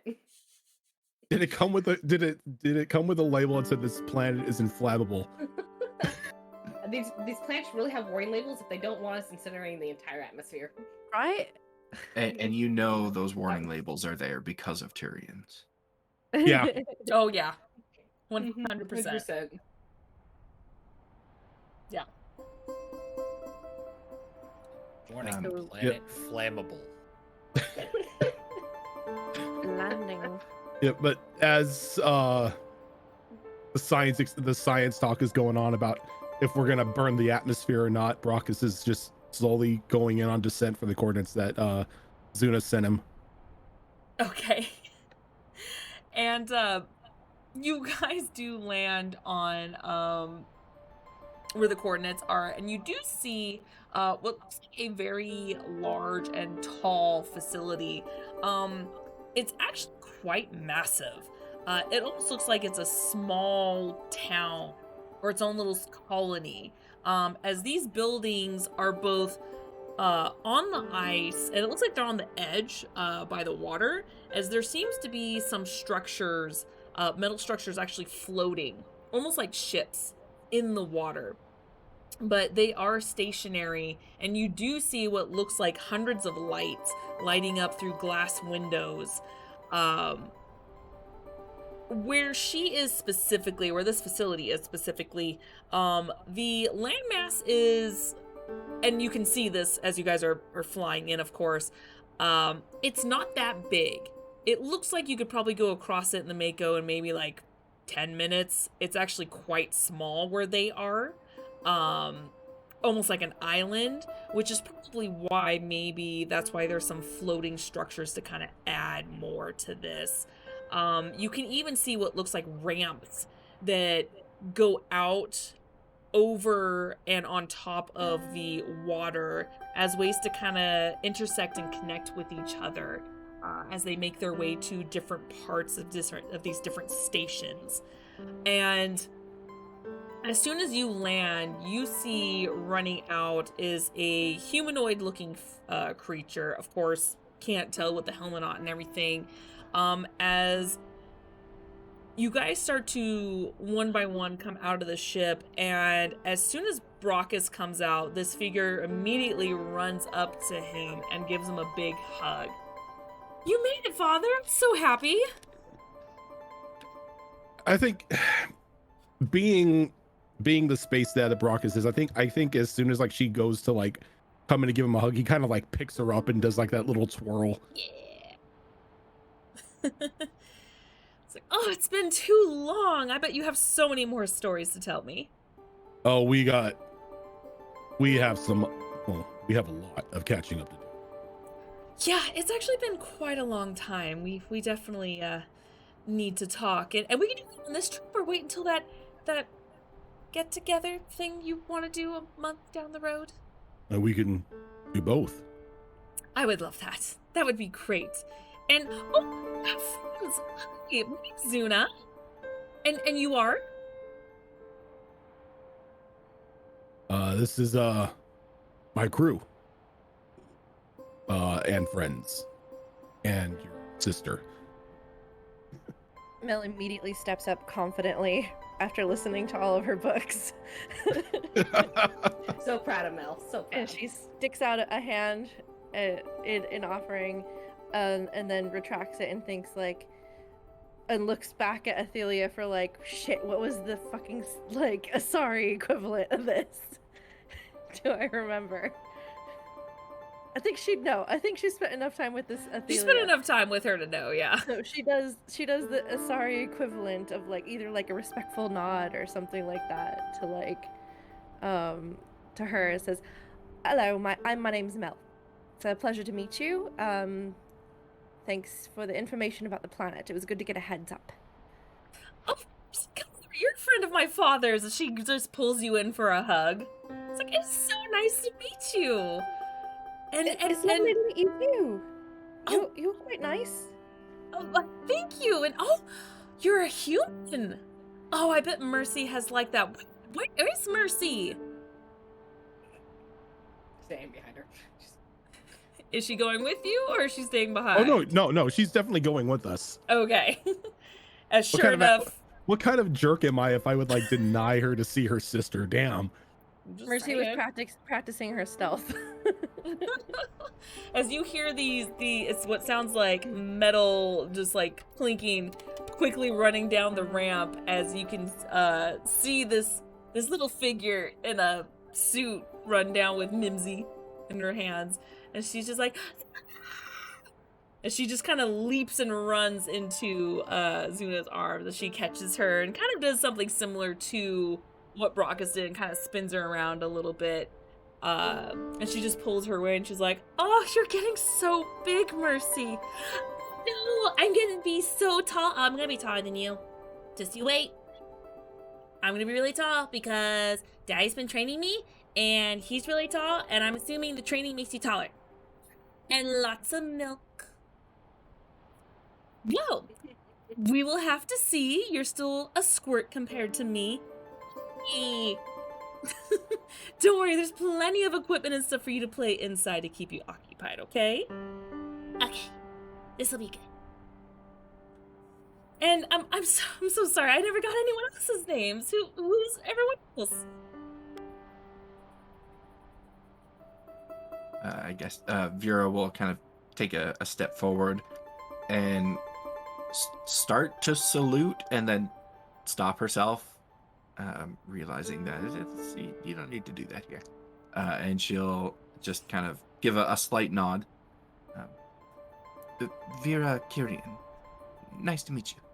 Oh, it's a pleasure meeting you. As she goes up and she gives you a big hug. And Vera just kind of stands there stiffly. Oh my, there's just an array of you all. This is fantastic. And oh, you even have a Solarian. Hi, I'm Zuna. Who are you? Jamar. Ship's engineer.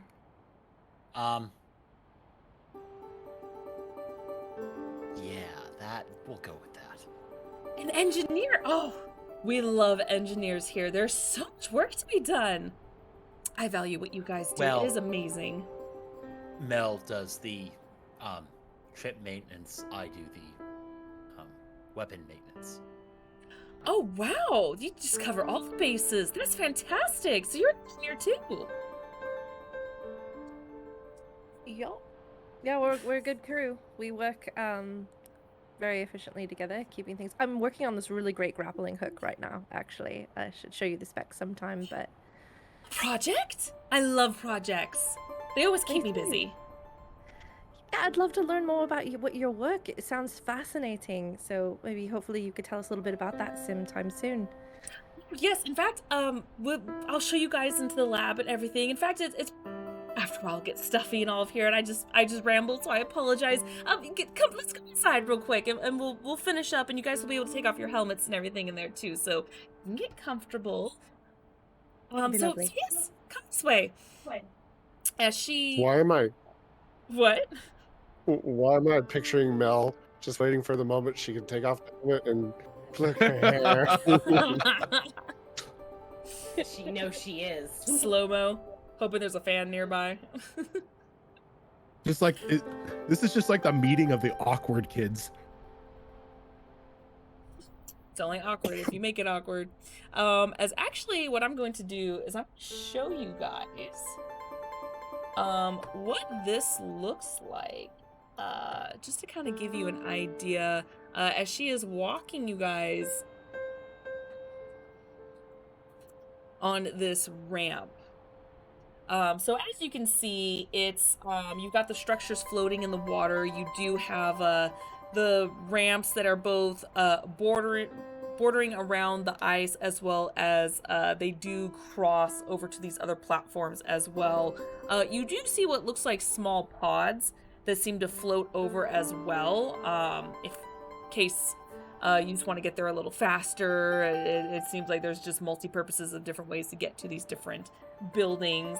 I knew it. She's a spy. She's too friendly. I don't know. See how Brockus deals with that. As she leads you into one of the facilities, and when you get inside, it looks pretty bare. It almost looks like it's almost like a hotel lobby, as far as like there's just a bunch of chairs and tables. There's some plants here and there, but there's not really much else going on. As far as like work and everything, but you do see what looks like these display cases that are specifically against one wall, and they have different things. Some of them are very hard to make out. Looks like just pieces of tapestries. Some look like they're pieces of stone. Some are just it looks like old shrapnel with some strange designs etched across them. Nothing that looks really familiar to you all.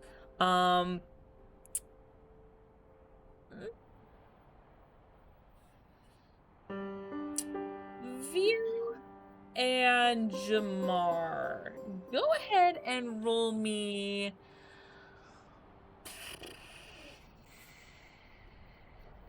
Actually, you know what? Everyone can do this, actually. You guys would just have a lower DC. Everyone roll me a either an intelligence or... Actually, yeah, intelligence or perception check. Or, sorry, not perception. Science. Did you say all of us or just those two? Everyone. Okay. Also, did you want the audience to see what we're seeing? Oh, I already did. Oh, you did? Okay. You flashed it and then went away. Okay. Well, I did it forever. It was up for a couple minutes. Oh, I'm cool with. It's so pretty. I like Unless it. you guys want to start shit, leave it up longer. No, but it's Please- so pretty. Please do not start shit with my daughter. Depends. I mean, Define Oh, start shit. yeah, let's define. Has already tried, in case you didn't notice. Just because there's a map doesn't always mean combat. Sometimes I like having other visuals. Okay, we'll go in order. Vera, what did you get? 16. Okay. Athelia? A natural 20 for 21. Damn, okay. Mel? 8. 8. I rolled one. Jamar? No, you did. You're muted. Dirty 20. Dirty 20. Okay, Brockus? Natural 20 for 20. Damn, okay. And Dresscar? I rolled a 19. Okay, so, everyone but, Mel. Wait, Jamar, what did you get again? Dirty 20. Dirty 20. Okay, yeah. Everyone but Insight, Mel. Or perception. No, it's either intelligence or your keep wanting to say perception, Science. not perception, science. Oh, my bad. Intelligence. That is gonna be 11. Probably still too low, but It's a little too low, yeah. You all notice what looks like a strange glow that just slowly kind of flickers every so often from the metal pieces that are on display. As it looks like almost a kind of a neon green flickering a little bit. And you guys get some sort of energy feeling from it that makes you feel a little uncomfortable. You can't quite put your finger on it as to why, but it just, every time it flickers, it almost feels like it's radiating, and it just feels uncomfortable to you guys. It's very subtle, but it's uncomfortable. She's like, well, everyone have a seat. If you want to sit, you don't have to sit if you don't want to. I like to sit and get comfortable with everyone, but yes, hi. Welcome to the lab. I could show you if you want. But there's I guess I could tell you a little bit about my work, unless Father, did you already tell them about what I do? I didn't disclose exactly what you're doing. I didn't know what was a need to know basis. I mean, NDAs and all. of course. Well, I mean, it's not really secretive. It's just no one really knows about it. It's we're some civilization that I have dubbed the Spadao or Spidao, depending on who you are. It's an old civilization. Gosh, they were wiped out about 1,000 years ago. Nuclear war. It happens to a lot of civilizations. They just blow each other up, and their technology gets way too crazy. It's just, Broken. it's a mess. Reapers. And things just got really crazy. So they. We have found evidence that dates back at least 1,000 years is when this civilization blew up. Believe it or not, there actually used to be a planet outside of this one in this sector of the Nubian Expanse. It was actually called 433's Spidao, and it doesn't exist anymore. It blew up during the nuclear war, and because of that, there were chunks of it that blew to the planets and stars nearby, and that's what I have been studying. This is kind of, I suppose, what you would call my life's work right now, dealing with this civilization and trying to recover pieces of it because they don't exist anymore. They sort of made themselves extinct in this nuclear war. So that's my job, and they have some special technology, very high-end technology that technically still exists, just in pieces and can be repaired. It's still experimental, but yeah, this is what I've been doing, and a good chunk of it has been here, but downside of it being mostly water, it's a lot of underwater expeditions, which it takes a long time. So yeah, I've been spending most of my life here, actually. I practically live here, you could say. I don't get out much, except underwater. Underwater counts, right? Yes, it counts. Depends who you ask, I suppose. These glowing things here, are those technology, or are they remnants from this planet that you mentioned, or none of the above? They're quite uncomfortable. Oh, yeah, I would be careful touching them. It would do too much to you, but it's very powerful.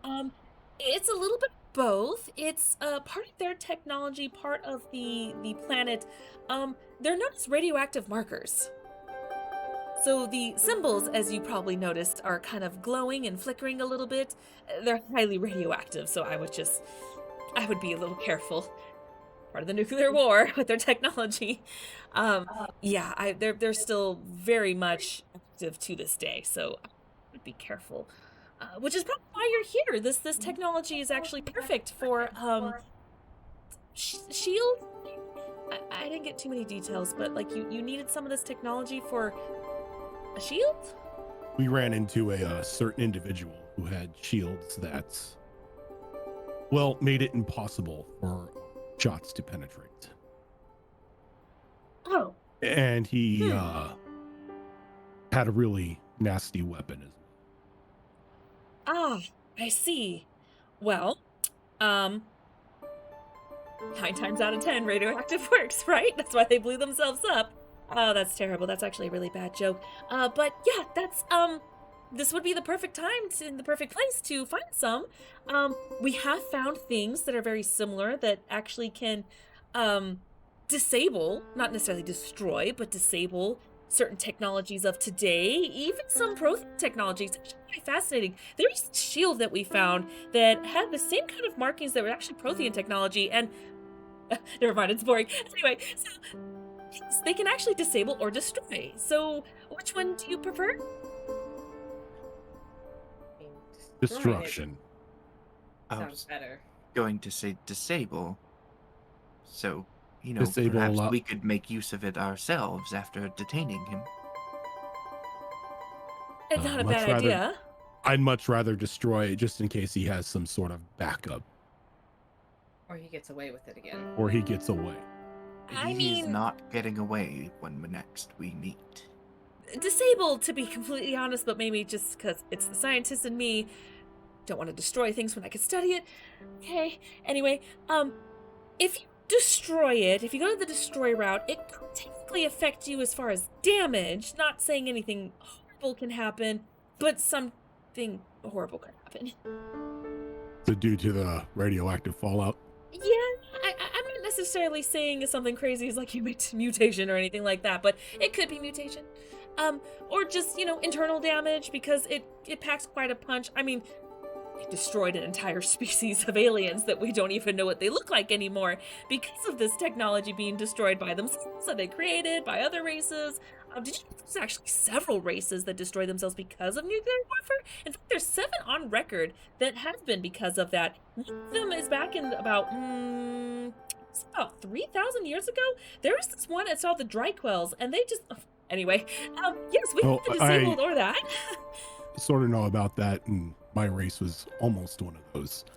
Almost. Enough to make history, but not the list of the nuclear warfare, at least to that extreme.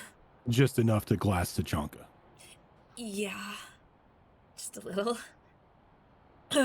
Yes, and it alters Drell chemical almost balance. did it too. Ah, that's right. Yes, your planet as well. Although I think that was more organic than nuclear as far as yeah, I'm actually, I dabbled in that. I actually don't know the whole speed. I hope I didn't offend you. I didn't mean to do that. I read a little bit about it here and there as side projects. You're fine. I'm dressed, by the way. Hi, I'm Zuna. And Now, do you have any dehumidifiers set up in here? well, there are some parts, yes. Because we do have different species that are here. Is it not in here for you, or humid enough? I'm more worried about it being too. Oh, how do you feel now? So far, I'm okay. Okay. Well, if you need me to change the temperature, just let me know. I can't change it throughout like the whole entire facility, but I can at least do this room to make you feel more comfortable. Thank you. I'll let you know. Of course. So, the good news is that, there is a dig site that we have been studying, probably for the past 3 or 4 years now, that has been able to help us drill more into, the core and then, a little bit into the water, into this, what looked like a nice chunk of the civilization that may have blown to the bottom, and it actually has a nice air bubble to it, and we actually expanded upon it so we can actually study there without being completely submerged in the water. That's what I was thinking where we could go, because we found a good chunk of that radioactive technology down there, and I think what you're looking for, pretty good chance finding it there. It's just a matter of how big of a piece you're looking for to destroy or disable. Again, I know my group makes some valid points about destroying the technology, but if we could disable it and get our hands on it, imagine that sort of shielding adapted to our dreadnoughts. That would be incredible. And Brockus just gives you a look. It's for that exact reason we don't want it falling into anyone's hands. It will create a one-sided power. Well, I don't want to brag, but our navy is unmatched by any other in the galaxy. We are already kind of one-sided. It's why the Citadel... never mind. That's exactly why they don't need the shield. That is a fair point. Nobody can stand against the Turians. Not to mention, do you want to risk just everyone throwing their nukes at you to disable your shields? That, and let's say it falls into the wrong hands, and now we're going up against... Because once again, I would like to point out, my people are a little bit nuke crazy. to mention there was the Didakers and the Endoromis that actually were far more superior, no offense, than the Turians as far as their military combatants and technology, and same thing, nuclear, and, conquered each other and everything. Actually, the Didakers were quite aggressive in that matter. In fact, we're actually probably the closest race to Krogians as far as, like, their militant warfare, their power. They were quite aggressive. Oh my goodness. They wiped out so many civilizations, and the point is, going backwards, people have used that technology before, and it didn't end well for them. What history has written, anyway. I suppose it's a fair point. Perhaps we can prepare for both scenarios. That's Yeah, I like fair. that idea. That one's good. Plan A and there's- Plan B. Exactly. Oh, And perfect if plan. there's anything that I can do to help this process, I'm more than willing. I may have a little bit of a leg up on my companions here. Palavin is quite naturally radioactive itself, so we're quite That's resilient true. to radiation. That is true. In fact, if that's the case, you'd probably be the best person to handle the equipment, as it wouldn't affect you as drastically as any other species. Said I'm happy to help. Just point me in the right direction. Looks like Of we got course. the volunteer to handle the nuclear biological shield destroying weapon. Perfect. Well, then, now it may take a few days. This is archaeology. We're not going to just find the results and the answers in one day. This just never happens. But we've gotten a pretty big start ahead of you. It's just a matter of kind of going through the right channels in this ruin that we found and just kind of finding that technology. So I can't imagine it'll take us, more than just a few days, unless you guys are on a tight schedule. Oh, that's right, the picnic. Are we going to be able to make it in time if it takes the entire month? Wait, do you guys have an entire month? We have time. Okay. We can make time. This is important.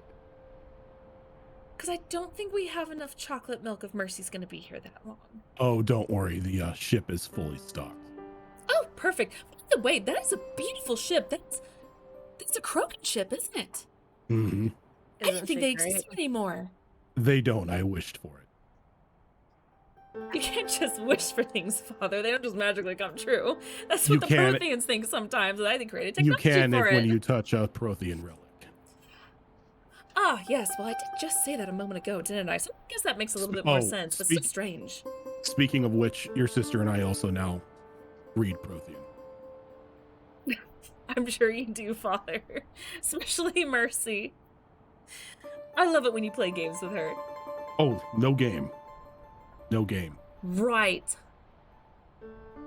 Zuna, look at my face. Mm-hmm. It's like he just gets like the serious like dad voice. This is not a joke. Okay. I am really curious now, and I don't have any Prothean technology on me, so I have no way for you to read anything right now, although you could be making it up in a sense to where you could say Mel something, but I pulls can't up read Prothean, so I don't Mel know. pulls up an image that she took of one of the Prothean things that they've come across that has the language on it. All right, Oh. Brockus. Read. He's just gonna take a look at it and read the hopefully not too blurry cell phone image. I mean, this is Mel. She I don't does know, take how well better does she take pictures. pictures? Good scans. She did take a She's lot like, of "How scans of dare that you." one weird temple we went into with all the animal pictures on it. This is true. Mm-hmm. Well, again, I don't know Prothean. It's not my area of expertise, so I'm not calling you a liar, Father. It's just I don't know if that's an exact translation or if that's correct, or you're pulling one on me, but I know you're not pulling one on me, so it's hard to determine that, but that's fascinating. We'll have to talk later about these wishes and what the Prothean technology has done to you. You look You know the fine. cool thing is, I have one more. What happens if you do one now? Well, if I were to do one now, I wouldn't have any left. So you can just think of something and it just magically happens? I think there's a limit to it, but yes, Example, Mel just motions to the ship like that. out the window. Interesting. You should have seen it materialize. That was It was interesting. beautiful. Oh, it scared the hell out of people. Oh, I I mean, imagine it came so. out of Do you? absolutely nowhere. I'm sure you know what those ships represent, Father. It would scare a lot of people, even actually people who don't know because I don't know, it's been thousands of years. But still, just the actual design itself is very intimidating. But it's beautiful. I can't wait to take this into Turian space when we meet Farah's family. You would It is believe almost- how gorgeous this thing is on the inside too. Wise, Days just wise, maybe not. exploring her. Huh. I'll have to take a look sometime. Yeah, Mel's a top-notch engineer when it comes to our ship. Thank you. He keeps that thing purring like a kitten. Like I said, engineers are fascinating. Without them, we wouldn't be able to progress as far as we have in our archaeological digs and therefore. So it's fascinating how well you guys do, especially upkeeping a ship that's non-existent. That is fascinating. And the weapons that Jamar makes, and he pulls out the shotgun. Works of Whoa. art. I wonder if you can make me a tool sometime. Did you take commissions?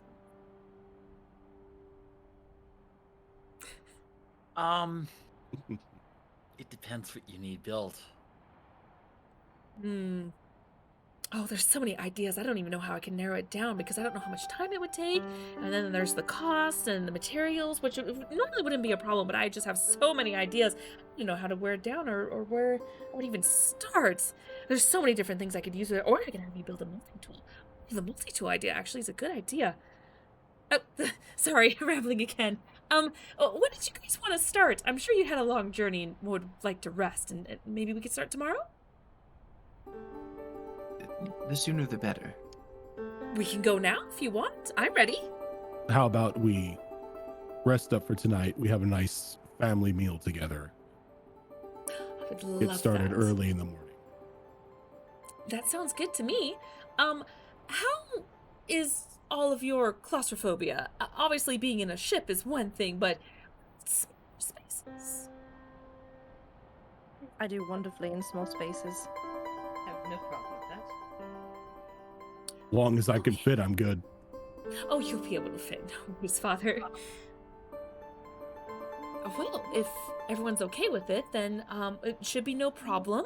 The tunnels are a little tight going down, and then of course we've got the submarine that we need to go into a little bit to get to the location. Shouldn't be too long. There are some strange creatures on this planet. Obviously, it is their home. We are here to respect them. But they can delicate to deal with. Some of them are quite large, and there are certain methods and maneuvers you have to do to kind of quell them, or hope to the goddess they don't see you. But there's so just keep an eye out and be very vigilant when we go down there. Do I'll any of just- them Pats Brockus on the back. breathe Your poor frost? buddy. Do any of them breathe frost? Some of them do, yes. I knew it. Were you looking for something specific that you've wanted to see? She Looking to avoid things. We've ran into some odd manually made creations. Oh. Undead, I guess you would call them. Oh. Reanimated. Let's say reanimated Oh. corpses that breathed, what was it? Poison spores? Yeah. Not my area of awful. expertise, but nothing that I've encountered like that here. There, as I mentioned before, dealing with some radioactive, very highly radioactive technology, even after 1,000 years of destruction. There is going to be some creatures that were native here that may have had some mutations. Nothing that I've encountered with poison, but that doesn't mean that there isn't. Just be wary and on your guard. They're worse when we're at the ruins. Everything before then, they don't get close enough to have any kind of physical mutation to cause any kind of alarm. Well, they cause alarm. I mean, they're quite big and they're quite dangerous. And they're monsters, basically, essentially, on this planet. But, you know, they're not, you know, we learned how to deal with them as opposed to mutations. Those are the tricky ones. Well, it sounds like we're in good hands. No, as far as information, I'm no fighter myself. I'm okay with a pistol. I'm not bad at all. I do keep up practice. I do have to keep up with the rest of my family, of course. But I'm not a fighter by any means. So if it's information you need, I got it. Just everything else, no, it's not my area of expertise. Well, if any fighting needs to happen, we've got your back.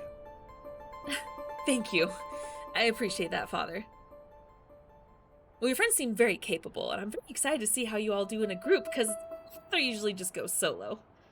Sometimes Mercy, but, you know, Mercy's quite small, so she doesn't always get to go on his adventures. But it is nice seeing him with friends, so thank you for keeping my father company. Don't die! Your dog? Yeah. Every so often I just hear, like... He's chewing on hard plastic toy, so it's... Yeah. And, you know, can't breathe. Yep. So it freaks me out every time he does it, like, I just jump. Anyway. Speaking, You know, Mercy's actually become extremely capable. he's killed Yeah, a couple she's quite things. the shot. Killing things is new. I know that she has crippled a few people before. Actually, there was that one time she did get a headshot. She gets a lot of those those now. But She's increased that number significantly. She also helped us fight a giant bird dinosaur thing. You have the picture of that one, don't you? Mel holds up a drawing this time because she full on just drew it. Someone else but she took a has- picture of it. Yeah, I think Vera yeah, did. she did. Vera made us pose for it.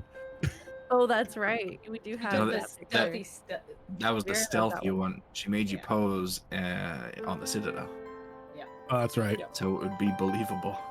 And yet she still didn't believe you. Vera has a Never reputation. does. Yeah, Can't the blame whole her Mercy sister. killing people thing still makes me feel uncomfortable just because kids her age Oh my god, don't usually I'm do that. right but- here. that name pun.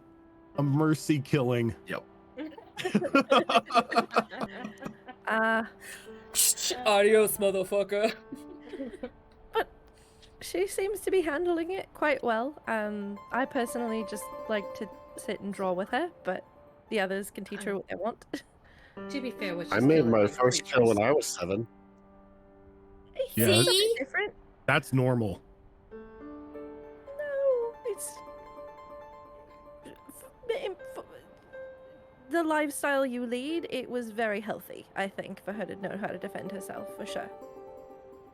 I think Speaking of my which- first kill technically was when I was like 7 because a guy was trying to get into the ship when Daddy wasn't there, and I was trying to move the ship away, and I didn't know that he was kind of like halfway underneath planting a grenade, and let's just say half of him was still there. It counts. Honey. It Counting most it. definitely counts. I'm counting it. Speaking of which, kid, you want to go with us down into the ruins tomorrow? Yes! Yes, I do. And you see Zuna kind of come up behind, like, radioactive. I keep having to say radioactive stuff may She not be does- good for her. Yeah, we're quite She has. sensitive to that. She's got armor, doesn't she? Yes, but radioactive. You said you were uncomfortable, right? When you were near the pieces, and that was at a low energy. And you're still wearing armor, so yeah, it's also part of the species as well as the age. If Mel is uncomfortable, even as a human, it's gonna be even more, almost 3 times uncomfortable for a child. I We can see. harm her. I see Well- where you're getting at. It's not that I don't think she's not capable, Father. I've seen her in action. I know she is. It's just radioactive is Not probably good. not good for her. All right, kid. Unfortunately, it looks like you're not going to be able to come with us because radioactivity. I mean, it would kill you or it's going to mutate you. doesn't kill me, makes me stronger. Look, you In get most to, cases, yes, but that's not the case with radiation. Aw. you get to explore up here, though. This is, like, new. You probably don't have to stay on the ship, right? We do need someone to go back and feed the dogs every once in a while, the Baron. Oh, yeah. Wait, didn't Vera buy an auto feeder? She did. Yeah, after the giving them all the food incident, she bought an auto feeder. I don't know who did that. She's still They trying to need make Mercy company, feel better though. whether we have that or not. Okay, fine. I mean, I guess it'd be cool to explore. And Zuna's gonna kind of like get at eye level with her, just kind of kneeling. She'll be like, I'll tell you what. Sometimes, especially if there's a storm, sometimes there's this big monster that comes out of the water and just splashes around. Won't really harm you, but it makes quite the display, and I think you'll have fun watching it. Like, Can I kill it? it's really hard to kill, even for adults, and many of them. It has to do with, well, it's kind of made out of water. Waters are made out of water. Mm-hmm. Okay, I'll stay. I have to keep the ship safe from the water monster. Why There do I you have go. this I'm glad. image of we're down below and the ship just like taking off and just starting blasting cannons into the water as soon as this thing comes up? Die! Tiny Tina method. Yeah. Speaking of which, is it still with you guys, or is she on the ship? Was it her choice to come with, or did she want to stay on the ship? You usually give her the order. You know her well enough by now that she follows you unless you say otherwise. Then she's probably following. Yeah. Okay, that's why I asked. If you told her to stay there or to come with. So there we go. That at least will help satisfy her. We get storms actually quite frequently here, so I wouldn't be surprised if she actually did experience that while we were gone. Depending on how long we're gone. Oh, I really hope it doesn't take a month. But still, it's for your sake. I want you, you have things to do, and this isn't your thing, and I don't want you to get bored, but it's quite fascinating, so I don't think it's boring at all, but it's... Yeah, I know you have things to do, so hopefully we can get this done within a few days, and you guys can deal with this problem with this shield. I'd much rather you disable it so I can study it. It sounds fascinating. Well, if we're able to disable it, I'll see what we can do about allowing you to research it. Oh, that would be great. Thank you. I would love to think study that. I think the Spectres and Citadel will have final say on that. Oh, is this like a high up mission you guys are doing? Yeah. Oh, I know. didn't tell you. We're technically working with a Spectre now. Father, you Well, working with a specter? I know it's weird, but he seems cool. Not that you really have issues with specters, but you're more of a free spirit, so it just seemed weird that you would work for someone, if we had to call it government paycheck, so to speak. But just working with someone like that, it kind of makes you feel like you're tied down, but it sounds like you're enjoying it. So I really hope this works out for you guys. I would love to meet this specter sometime. It's She- not really working for, more like working with. Like, Yeah, we're utilizing her contractors. resources for our pursuits that happen to align with hers. That's amazing. That And doesn't she- happen too often with specters. She doesn't ask too many questions on how we get there. So Oh, I bet you love that, Father. Very little oversight. Wow. Well, that's amazing. Not too many specters let you do that. You more work under them than with them. I don't mind it. I mean, everyone has their own thing. Specters are very, highly respected. But yeah, it's she even so common. watched Mercy when we went out on a mission for 2 weeks because it's a bit too dangerous for a kid. She's really nice. I just don't think she knows what to do with kids. I don't think she's been around them enough. But she You're a was bit fun. special, too. She let me play in her office and kind of go to some cool places on the Citadel while we ran errands and stuff. So, you know, it kind of sucks not being where all the action was, but she was pretty cool. She let me play with her gun. Of course she did. I mean, she's part Krogan after all, so. I feel like that needs to go on a list for Jamar. It's just a gun for Mercy. Just see what Jamar comes up with for her. It's already on the list. Okay, it's been a while. I don't remember what's on the list. You guys also know that she did reveal she's a Justicar too, so she's Mhm. Yeah. she's very like weapons. Yes, I'd actually prefer a little bit more oversight and regulation, but it's been a good arrangement so far. Well, that's good. I mean, as long as you guys are happy. And again, there's nothing wrong with working for a Spectre. In fact, it's for a lot of people, it's a high honor. It's just, again, it's usually working under them, not for them. With them, even better. So this is exciting. Am I part of a Spectre mission? Technically, I guess this would be a Spectre mission as she pointed us in your direction. I'm putting this on my resume. She knew of you. She knew me by name? Yeah, she actually pointed us in your direction and told us what planet you were and where to find you because your specialty would help us disrupt the harmonics of the shield. I'm putting this on my resume. I'm putting this on my doctor when I go forward after I've made some more discoveries on this planet. Oh my gosh. This is the best day of my life. Oh my gosh. Okay. This is going to be exciting. This is going to be a huge success. If you need to bring anything extra back to her, you know, just, I can do something. Maybe just Anything you think would help. Okay. Anything you think would help. 120 years, this is the most amazing thing ever. Okay, this is gonna be great. Okay, so we'll relax.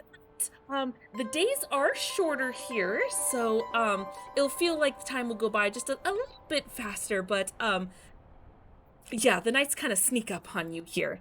So yeah, we will start first thing tomorrow then, bright and early. Good. So Does 5 o'clock sound good for everybody? fine by me. Perfect. Didn't expect so many people to agree to that. Not gonna lie. As long as Belle's not drunk, she's fine. Like, she's used Fair. to getting up early as long as she's not hungover. And Fair. That's probably the time that Vera goes for her run anyway, so. Brockus is up cooking, so it's 5 Nope. o'clock is, normal. Tad bit I early sleep Delia, for but 4 you're hours. alive, What do you everyone want else. from me? Yeah, Yeah, exactly. and then elf. Space elf. I feel like So- she's relies on everyone else to wake her up, so. Mhm.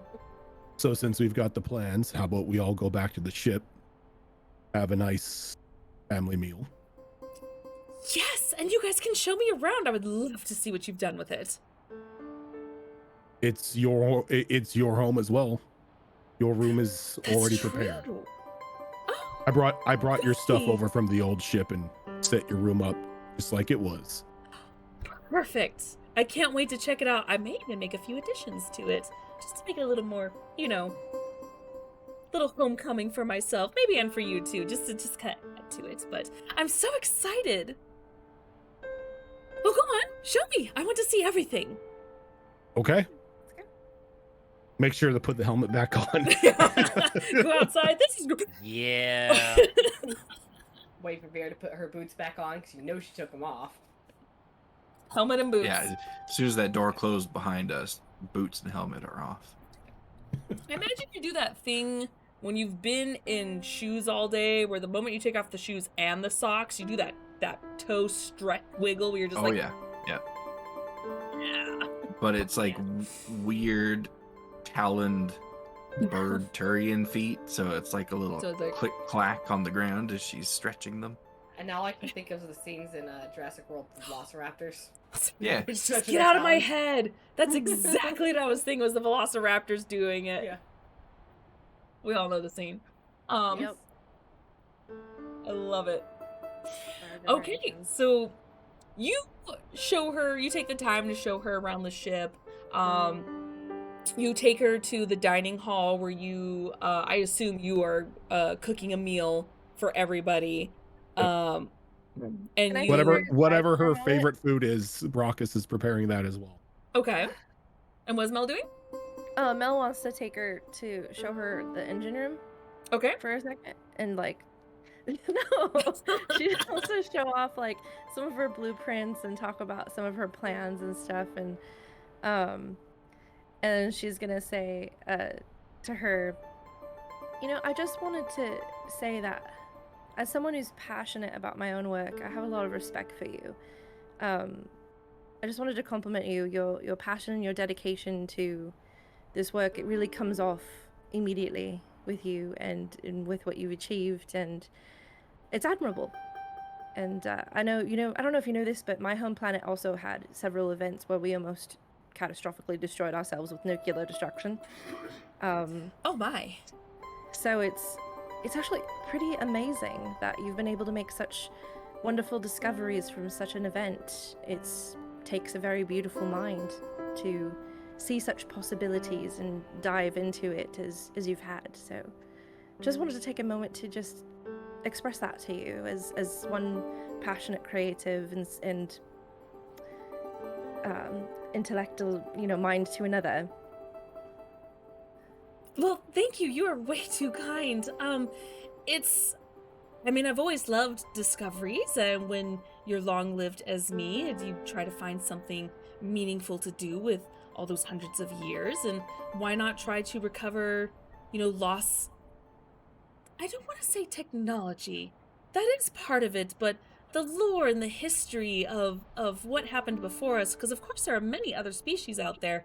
They just either are too far off our scale, or in a different galaxy, or they've been lost to us, and I think it's important to recover that and see why are they lost to us, and it's just always fascinated me on that. So that's why I said engineers are amazing, because without engineers we wouldn't have the technology that we need to discover these things. So I love being around engineers. I think they go hand in hand with archaeologists, in my opinion anyway. So I think it's fascinating that you have just the same passion as clearly as you can see in the engine and these blueprints, and You it's see her artwork fascinating. everywhere too, like,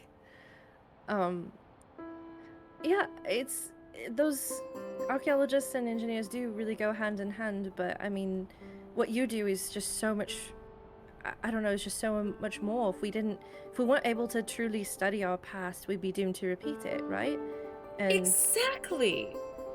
And that's why I was saying before, is you don't want to use that technology and necessarily say it in the wrong hands, but people are going to try to advance it and harness it, and it's just going to repeat the whole thing over again, and it's not a good Exactly. idea. Exactly. That's why, engineers, we may create things, we may be able to do things with this technology, but should we? You answer the question Yes, of should we? And I think exactly. that's pivotal.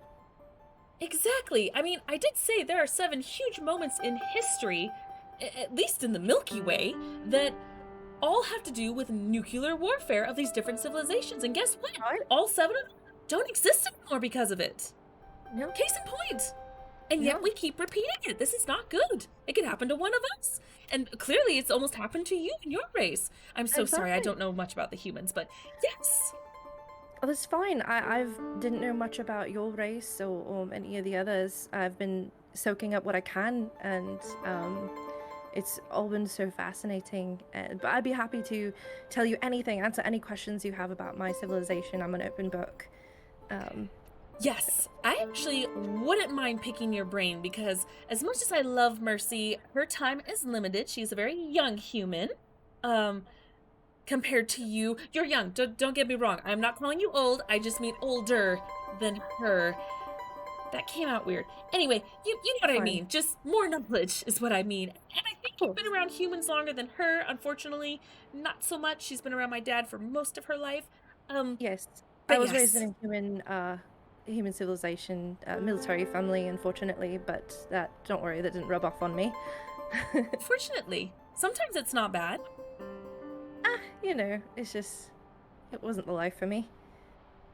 I suppose sometimes it can be that way. I know with my sisters, they loved it. And we grew up, well, in a way we did grow up kind of military. My mother was very active, but I wouldn't necessarily say military per se. But they did take a shine to it, and they did like it, so they kind of went off and did their own thing, and Yeah, my brother and dad are full. Yeah, that's the thing. Brother's a soldier off somewhere. Yeah, we should continue this discussion sometime. yes. I'll bring maybe a glass of wine or something sometime during our travels. We could sit when we camp and just have a good chat. Yes, I would absolutely love that. I think we have so much we need to talk about, not just about our species, but the passion in our projects, and there's so much to learn from you, just like there's so much to learn from me. And it would be great to hear from, especially from an engineer's point of view. Yeah, and same, just to see that interesting crossover. This has been lovely, but Yes. I guess we should probably join the others. Oh, right. Yes, I tend to ramble. I am so sorry. I do the same. It's totally fine. Really. This will be great then one night. We'll have much to talk about. Definitely. You're just absolutely lovely. Thank you. And you are too. You know that? I have nothing but respect for engineers. As she leans in and she gives you another hug. Oh, Breathe her in. Breathe her that's in. so nice. Mel's like stopping herself from saying stupid shit. Stupid thing after stupid thing is crossing through her mind. Cheesy lines. It is just like, but she's learned her persuasion is up. So I am role playing that. Character development. Character development for Mel in an instant. So she just hugs back in a nice way. She's like, this is gonna be a long one. Yeah. Also had to worry about Brockus. Little do you know, you see the camera just Just like, make sure your hands are up. Her hand was like on the waist, and she's like, And then after like just a moment of just kind of hugging, definitely an extra long hug, as you could just feel her shoulders just be like, this was great. Can't wait to explore with you guys tomorrow. I'm excited. Me too. Let's go back and let's hang out with the others. I'm so excited for our adventure. Yes. She starts to make her way, with your help, since she obviously doesn't know the ship very well, back to the dining hall where you guys all hang out. Just in case, while they were off, while she was showing off the engineering room, did you guys want to do anything else in the meantime? Or just kind of prep dinner? Brockus is cooking. Okay. Watching from a ventilation grate, just You're inside, just like doesn't by even the use way, the just in technology. case it mattered, I did actually roll a persuasion, like a charm check, just to see like what would happen, and I got a 26. Well, obviously it Putting that out worked. there. Damn, those self-help books really did work. Yeah. Damn. Step 1, show him the engine room. Step 1, show him the engine room. Mhm. Shadow Fox, you Here's evil the genius. Here's the engine room, and here's the cot that I use to sleep in here. I engineered this Jessica's just myself. in there going, maybe I need to reread those books myself. Damn.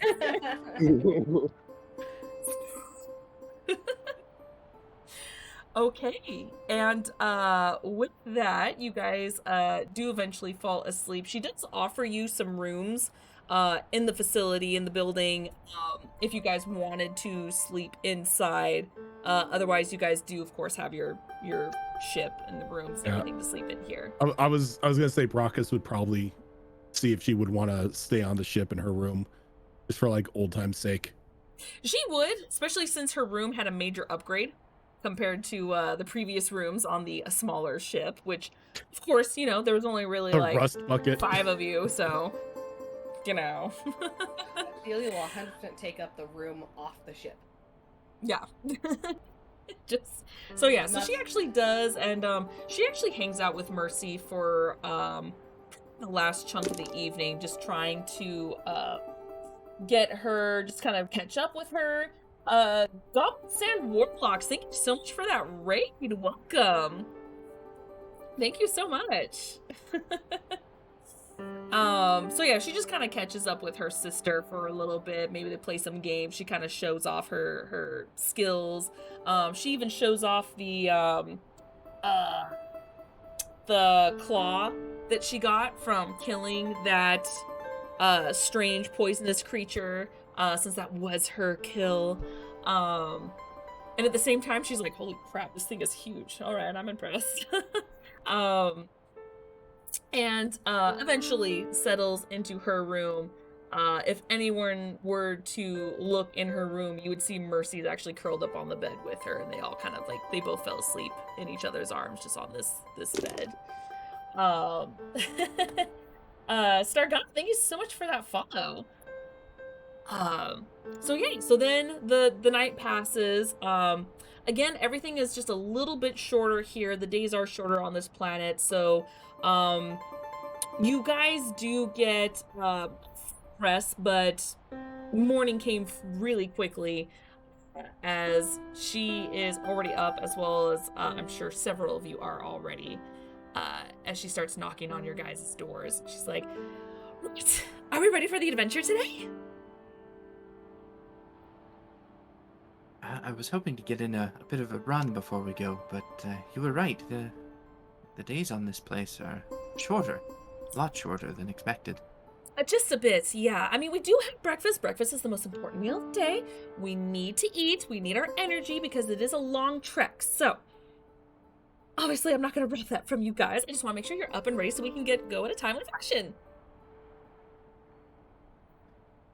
Brockus is already working on breakfast. As it will ever be, yeah. I should make sure everyone's up. Mel has put, even though they're going out in the field, she's put a lot more effort in today. She's like braided her hair. She's put in a few different colored streaks. She's like done her makeup, but she usually doesn't give a shit about her makeup. She's putting forth some effort. She's got her cute overalls on under the suit. That is adorable. Athelia is going to sleep as long as no one comes across to the actual building to come get her. You do get a knock on the door from Zuna at one point. She's like, wakey wake! We're gonna get some breakfast, get some delicious food in us, and we gotta head out. So is she actively going around the ship looking for people? Yes. Jessica's room is empty. Is the door closed though? Slightly ajar? Well, she's not rude, so she basically is just knocking on the door, and whether she gets a response from you or not, she's not going in or opening up the door. She's just kind of doing like, this is your wake-up call! Alright, so there's no response. Yes. If that prompts any other action from her. Okay. So after a while, if no one shows up, well, it's not really her place, but she would probably be like, okay, so we want to make sure everyone's here, get some good food, and then we're gonna go explore, okay? We have a little trek. Has anyone seen Dreskar? Oh. I knocked on his door. I figured he was asleep. Did he meet anyone at the facility already? Is You know, he usually an early riser? There is a bar. We do have moments where we have some leisure, but the bar is not in that building. It's actually across the way. But I don't know if he would know that. He finds a way. Brock is going to push the intercom button. Dreskar, are you on the ship? Later. Yeah, what? Breakfast. Never mind. Alright, be right up. He walks in. He's wearing a sweatpants, shirtless. He's been working out. Vera, can I get a Constitution save, please? Way ahead I'm of you. kidding. Way ahead of you. She just needs a No. concentration You, check. you already said it. The ship just automatically starts playing Careless Whisper, and you don't know why. You can't get it shut off. So keep hitting all the buttons and nothing's happening. I was rolling a stealthy perception check. And what did you get? 22. Ooh. Oh. What is your He's- passive, Dreskar? Oh.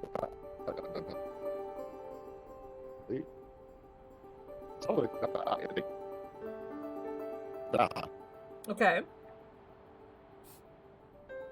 Let's see what yours is. I'm just Oh, kidding. what is very stealth?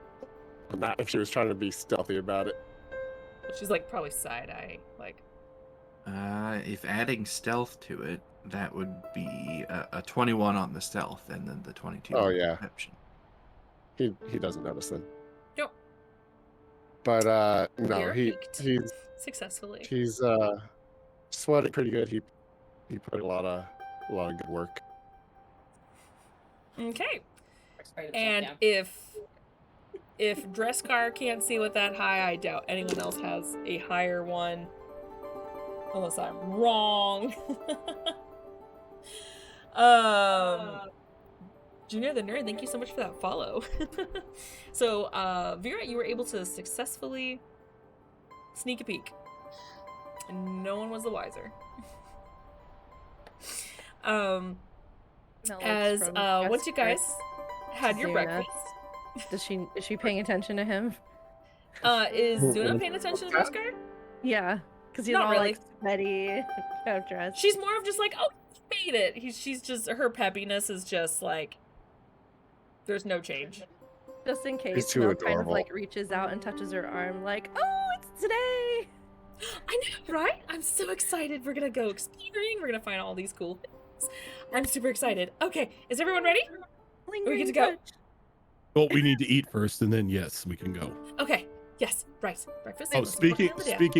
speaking of which, radiation wise, Yes. any other cautions we should take going down? I Aside from the I can creatures? probably handle it a little bit. I know Vera can. No, Dreskar can handle it. Don't know. Technically, well, to be completely honest, anyone that is not a Krogan or a Turian is probably going to struggle a bit. But again, that's in large doses. I don't think you'll have that problem. We do rotate in shifts and increments, so we're not down there too terribly long. Now, if we were next to it the entire time, that may cause problems, but we've never been through that yet, so I don't think we'll have an issue. If we come across something that is highly more radioactive, then maybe we don't rest there for the night, is what I'm saying.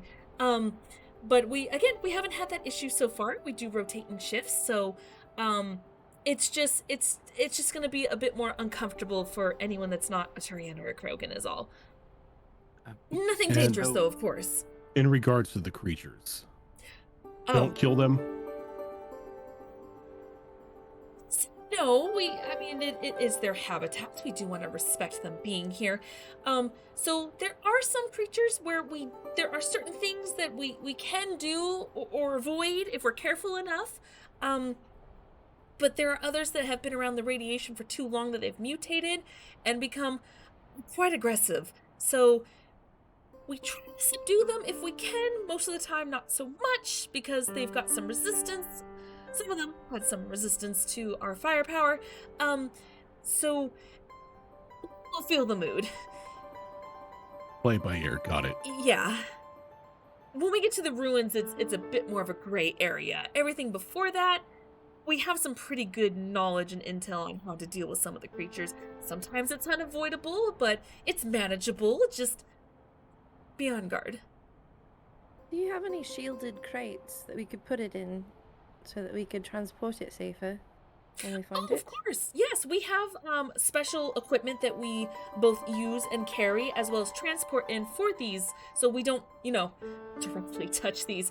Which makes me silly to touch something that is that powerful of a chemical, right? You don't touch anything like that. Definitely not.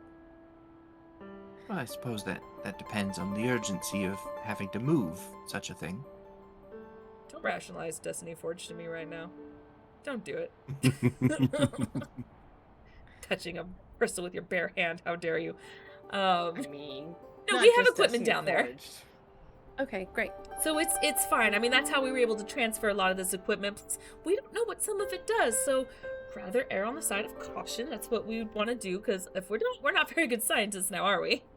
Smart. Just so we're all aware of, I suppose, biological effects of such radiation.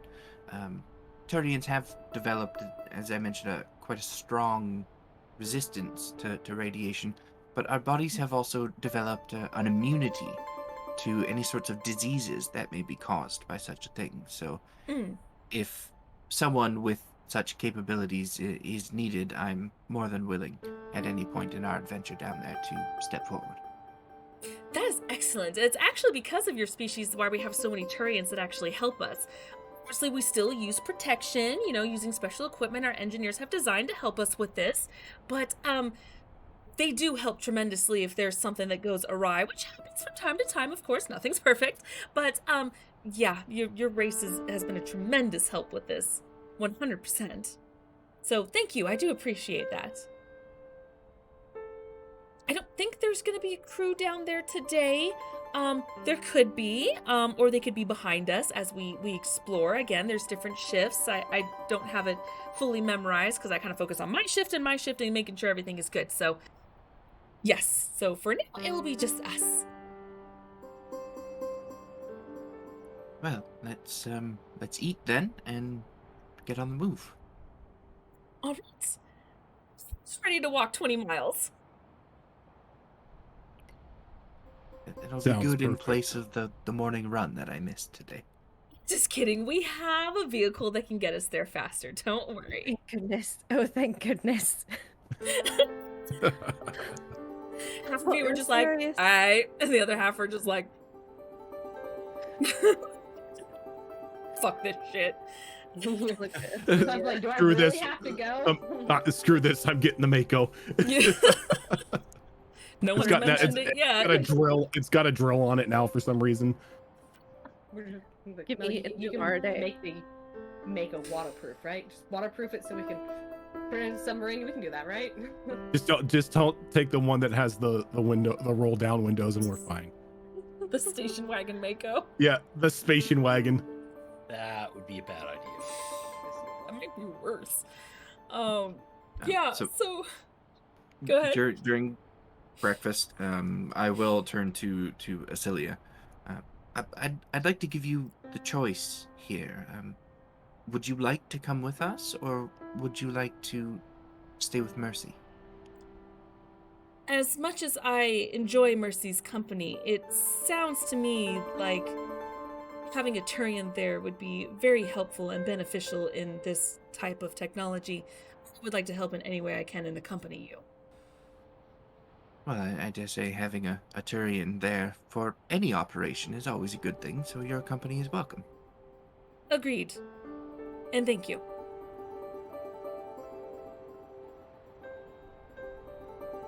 All right, so as you guys wrap up your breakfast, what is this chat? You guys talking about safety here. You're a distraction, chat. So there is one thing that Brockus wants to do. Okay. After we start heading out, or after like everything is cleaned up and we start heading out, he's gonna pull Mel aside. Okay. Oh, I'm loving all this. No, not yet.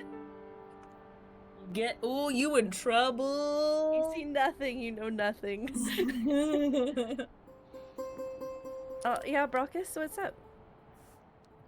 Wanted to know how you were liking Zuna.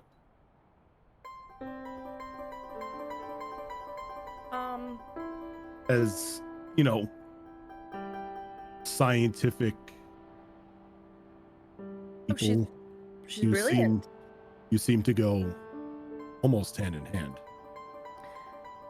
Yeah, I mean, her passion is just amazing. I can't say more. I mean, just so she's lovely. You've raised an amazing daughter, and I just admire her so much. And she's wonderful and adorable. Really, I can see a bit mean, of the admiration at breakfast. Oh, really? I mean, she's just so smart, and I haven't met anyone. This isn't awkward. No disrespect. She's wonderful, Brockus. Don't worry about me. Yeah, Don't worry about me. she's different. Honestly, very different in a really good way. The She's way got that, it. gets She's me. her intelligence is out there. Yes. I'm not talking about in a bad way. I'm talking about even extreme for sorry. It's really. This one is building models and whatnot. He was still a kid that blew most people. Oh. She's a good kid. I can see that. I really do. Thanks.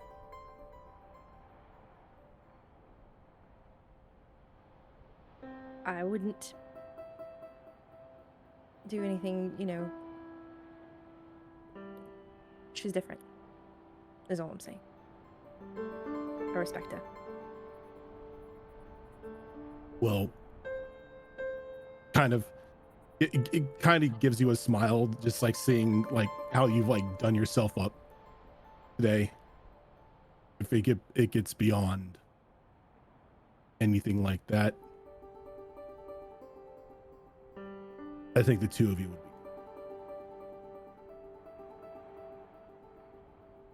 be. That you cut off? What'd you say? The two of you would be good. Mel just blushes furiously. And just kind of well, we'll see. And I haven't gotten a good read from her yet, but I guess I'm being a little more obvious than I thought I was. I mean, my books are really helping. I'm not, saying stupid shit, but the awkwardness between you is honestly adorable. yeah. Anyway, breakfast was awesome, really good. Always good to start the day, right? And it was great for that. Brockus, just thank you so much, and just a good chat. Can I go? Yeah, go ahead, Doc. Just remember, breathe. Yep.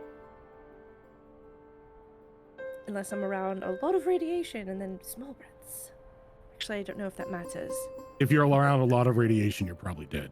Yeah, I'll stay away. I'll be careful. So best option. Breathing got don't nothing do to do that. with it. That's fair. All right. Mel gives him an awkward hug. And then blushes and walks away. Got Daddy's blessing. So cute.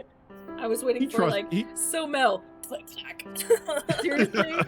Fully expecting that. Flip the chair No. around, sit down. Brockus fully trusts Mel. I've earned Brockus's trust. Oh, I think She's the Roxy's ship's- unlocked. She's the ship's engineer. He trusts her with one of his babies. I mean, And that's a huge responsibility too. So I think Brockus also has faith that all of his children will hold their own if push comes to shove.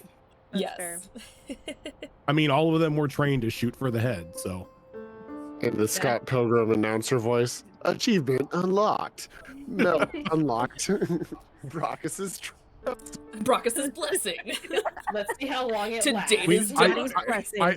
I now need Scott Pilgrim art for Mel. Yeah. Second achievement is Brockus's trust has been lost. What are you doing, Mel? I'm getting a wife. Level up.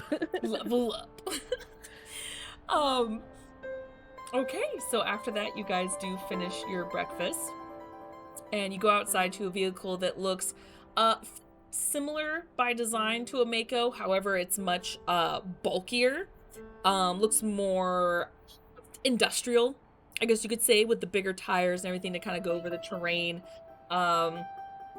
As she gets into the driver's seat and opens up the door for you guys to climb on in, and she goes, "Okay, Father, I know you're the one that loves to drive, but you have no idea where you're going, so you're just gonna have to deal with it unless you want to ride shotgun. Get it? Because you love shotguns. Get it? You want to be in the front? Or not? It's cool. It's fine." That's a good one, kid. And I'll ride shotgun with you. Okay. With your new shotgun. Everyone get in, please. I just love how awkward she is. She's been on this planet too long. Mel like snorts at that joke, like covers it. It Mel, wasn't like, like yeah. snorts. Mel, do a Don't perception put her check, in the see phone. if he had a gun towards your back. It's terrible. Okay, so as you guys climb in, you do see that it is definitely roomier than your Mako. It definitely has one of those, they have them in Andromeda, where there are the big seats, and it has that that piece that comes down in the front, kind of like when you're riding, you know, a ride at Disneyland, just that piece that comes down. So you guys are locked in place as she starts driving you, which only takes not even an hour to get to this place, as driving on ice is not the easiest thing. You do see off in the distance in the water, as she's driving along the edge of the water, what looks like something spewing water. To Mel, it almost reminds you of like a whale when they come up. However, you don't see what's causing it. You just know that you see some water moving. It almost looks like a little watery knoll popping up, just almost semi-bubbling, and then water, and then disappears. But it looks quite massive.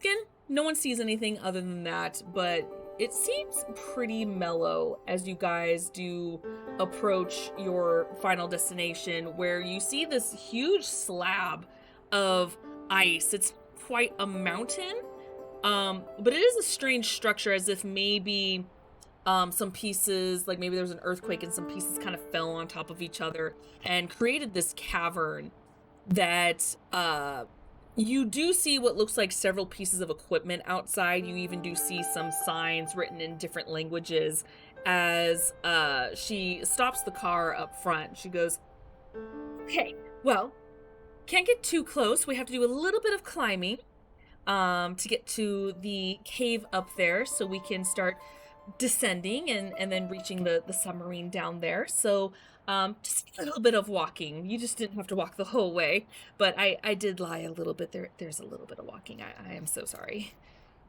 That's okay. Perfect. Good for us, right? Nothing It's wrong with quite walking. healthy. I'd say a breath of fresh air, but you know, air's not really fresh. So don't take your helmets off, please. Mel just shares a look with Athelia of like, and winces. The truth comes PTSD. through.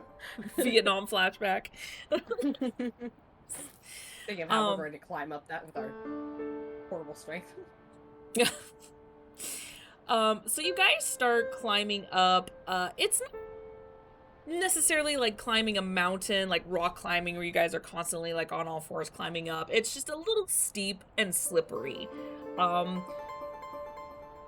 Technically, Athelia, you would not have any issues of this because your boots keep you quite stable. You don't have them activated, of course, but because of them, you don't really experience any of the slipping. Aside from you know, putting in effort to do some climbing, because it is kind of at an angle, you're not really bothered or troubled too much by this terrain compared to everyone else. But as she tries to guide you guys. Zuna tries to guide you guys up to the top. Before you reach the little top of the hill that curves over, you see her suddenly stop, turn back to look at you guys, and she goes, "Get down, get down, get down." Okay. Remember how I told you there's some creatures around that we may have to encounter? This one's a bit of a doozy. The only way we can get by it is to sneak. But they're quite troublesome. Just out of curiosity, do you have like earplugs in there by chance? So you just pop in? No. Oh no. Is this one a screamer? Funny you should say that. We call them screamers. I think that would be a good note to tell us before we head out to just pack earplugs. I mean, there's a lot that you could encounter out here. I can't cover all my bases, but it's not necessarily going to. Well, okay, we've had a few incidents where they made our ears bleed, but it's bad. You can cover. One guy had tinnitus. Actually, one guy actually did go deaf. He's actually very deaf in one ear, but yeah, that was one time. Do you have like an image of like a recording, like of the frequencies that this thing screams at? If I did, I might shatter some of the ice here. Oh no, I just mean visual of it, so I could see like where the pitches are. Very high. I don't have the recording on here at the moment, but it's very high pitch, but they also have this deep gurgle sound, and that is actually probably almost just as bad, because that's not necessarily meant to hurt your ears. It's more of to collapse under your feet, because they shatter. And by the way, when I say they, I mean there's one creature with multiple heads that do this. Takes the shotgun, puts it into setting 2. You know what? Well, let me show you. Just peek your head over. Thankfully, they're blind, but they sense movement if you step too hard. So you need to tiptoe. As she allows you guys to lean over and shows you this creature. See if I can remember how to do this. As you see this creature made out of pure ice, from what it looks like, very large, as what you see looks like spider-like legs coming out, and multiple heads. It almost looks like crystal shards sticking out in the way they're shaped, and there's several of them. You actually can't even count how many you can see on this single creature, but you see a lot of mouths. No eyes, just mouths, with these spiked fangs that fill their teeth like a shark, with several rows, looking like they're made out of pure ice, as it seems to be kind of walking along nonchalantly, just walking in front of the cavern. Raucus gets a bit of a wild look in his eye. Isn't that where we're trying to go? Yes. Yes, I know. Don't attack it. If we have to, but it's a last resort thing. It's blind. And it feels vibrations, so even you just shooting something off in the distance, it's gonna feel it. So you need to just tread carefully and quietly. It is slippery here, so just be careful with your balance, and we can aptly sneak by it. Leo's going to intentionally be at the back of the group. Okay. Which is slippery because I have float ball. Go ahead and rearrange yourselves. I just copied and pasted your tokens. Obviously, the information on their tokens are incorrect. So adjust accordingly if you want. Otherwise, do place yourselves how you guys want to be in order for this. Do not have control of my token. Oh, you don't? Also need an Acilia token. Neither do I. Celia, control over your tokens? I Who have does control have of my control of token. their tokens? Dress card? I swear to F. Dress card just like, I'm on the top of the mountain. We're gonna do this. You should have control. I do not. Do you have control now, Vera? Nope. You select a token. Well, Maybe if we restart it on our end after you add us. maybe. Give me a Refresh second. it. No, I still don't have control. Token properties. It still says you should be. Huh. That is weird. Yeah. That's really weird. And it reset your attributes too. That's weird. Yeah, I had to reset a lot of my attributes because all of mine were not showing up the right. Well, Roll20 has had a few upgrades since we've used our token, so I wonder if I just have to kind of re-add them. So, you know what? For now, just let me know where you are. Dress card, get the fuck back here. Okay. Athelia, you said you're in the back, which you technically are already. I'm good next to Athelia, actually. Okay. Get a I'd probably be up with Brockus wherever he is. We Okay. tend to stick together. I am as close to Zuna as possible. Okay. I will need a Wheatley token, and I am going to hover. Oh, Okay. I am. Oh, why am I always second line? Because I like. You tend to doing stay bad in the middle. decisions. Yeah, it's called bad decisions. Okay. That's fair. Is the lineup I already had you guys defaulted in? Is that the lineup you guys are going? Kind of. Seems like yeah. it. Usually, yeah. Okay. It's like I know you guys or something. Out of curiosity, are you using a drone at all, Mel? Or are we just having Wheatley out? Mine don't last very long, so that's I have right. to use them in combat.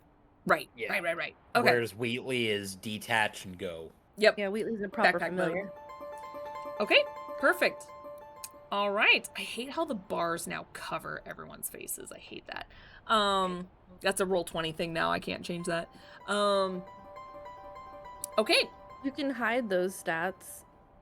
We don't have to see them, but if you want to where only you can see them, if you wanted to. Yeah, again, I'll have to mess with this after. No worries. It's been a while since we've used the token, so okay. 100%. So I need everyone to roll me both a stealth check and a dexterity check. Or sorry, constitution. Stealth and con. Stealth and con. Question. Is Yes. this the con check due to the cold? Yes. Okay, cool. I have advantage on that finally Hey. because of the extremophile perk that Rogan have. Oh, nice. You are the Goliaths. Okay. So we are going to go in order here. Give me a second. So I have my pencil out, so I'm just gonna do it this way. Ugh, there we go. Okay. Vera, what did you get? Stealth first, then your con. The stealth was a solid 8. Okay. And the con was a 22. Okay, Athelia. I did roll for Acilia as well. That's right, yes. Okay, Acilia. She got a 16 stealth and a 19 con. Dang, she did good. All right. Okay. Athelia. Do I have to go next? I rolled a. I'm just going off 3. the cams because it's just easy for me to, so I don't skip anyone. Yeah. I got a 3 on my stealth and a 17 on my con. Okay. Mel. I'm not liking these. I'm not liking these facial expressions. Sorry, I was looking at my spells. And also my roll was really bad, so let me pull up. So we're Oh, that's also fair. looking at spells, being Where prepared did my for... character sheet go? Okay, let me pull that back up. I need to see what sad, pathetic bonus is being added to this. Okay, so that's a 6 stealth, but a nat 20 con save for a total of 25. 5. Okay. So far, y'all are doing okay with the cold. Jamar. Mel has embarrassment from her talk with That Brockus to is fuel a her. 23 on stealth. Damn. Okay. Finally, that's good. And a dirty 20 on con. Okay. Brockus. 15 on stealth and 21 on con. Nice, nice. Love how the Krogan is one of the stealthier people. Dreskar? You're muted, but 19 on stealth and you said 15 on con? Okay. And Zuna actually rolled really well on hers.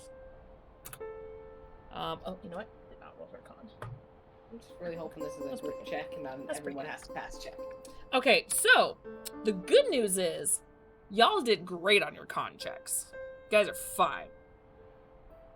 Bad news is only like literally half of you, because Zuna is involved. I'm trying. Celia knew we rolled well, so. She did.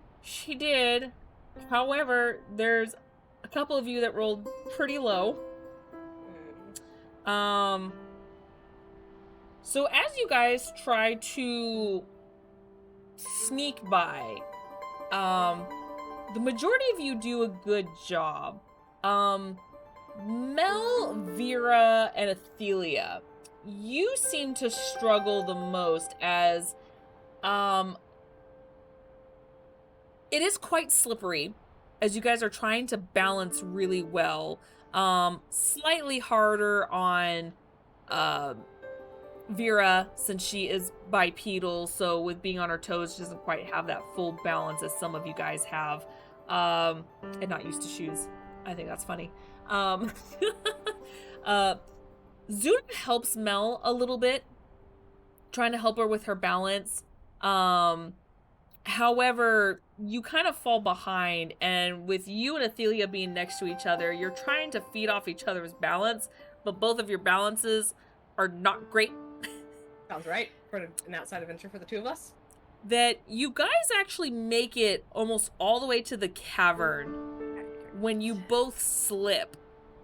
However, you are pretty much there next to the cavern by the time the creature looks like it's sniffing the air, and you see a few of their heads move over in your direction, and you hear this very low guttural growl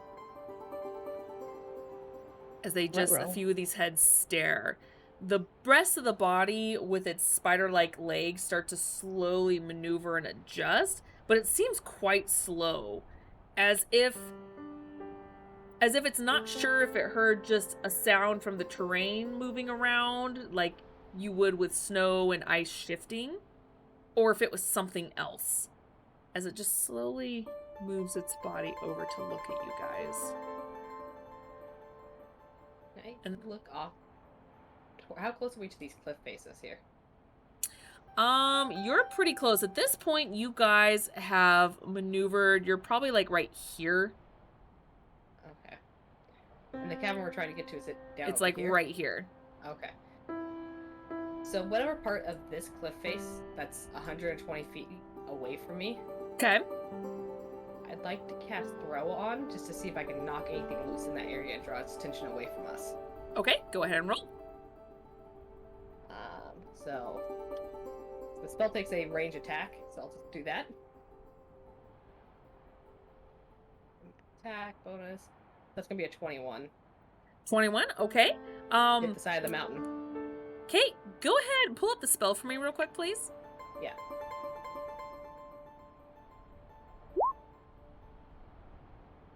Yeah, I'm trying to see the range on hit. Okay, go ahead and roll me the force damage. Okay. So I have the advanced version, so that's a D12. Nothing will really get pushed back, but you still do the damage. Do you have the advancement on it? Yeah. You do? Okay. So yeah, the D12. 2D12 because I know we're above 5th level, so. Yes.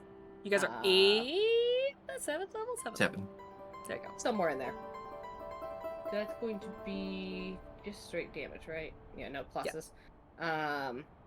Yeah, it's always just plus or straight damage. 21. 21 damage? I rolled a 12 and a 9. Damn, girl. Okay, yeah. So you create this cracking sound as you got a nice big chunk of ice to just shift suddenly and fall. And you notice all the heads turn back as the body hasn't fully moved all the way over in your direction yet. It stops mid-turn. All the heads turn. And that low guttural sound, you guys hear it again as a couple of the heads start to rear their heads back and starts charging forward. Can I get a wisdom save from everybody? Hope I'm distracted enough.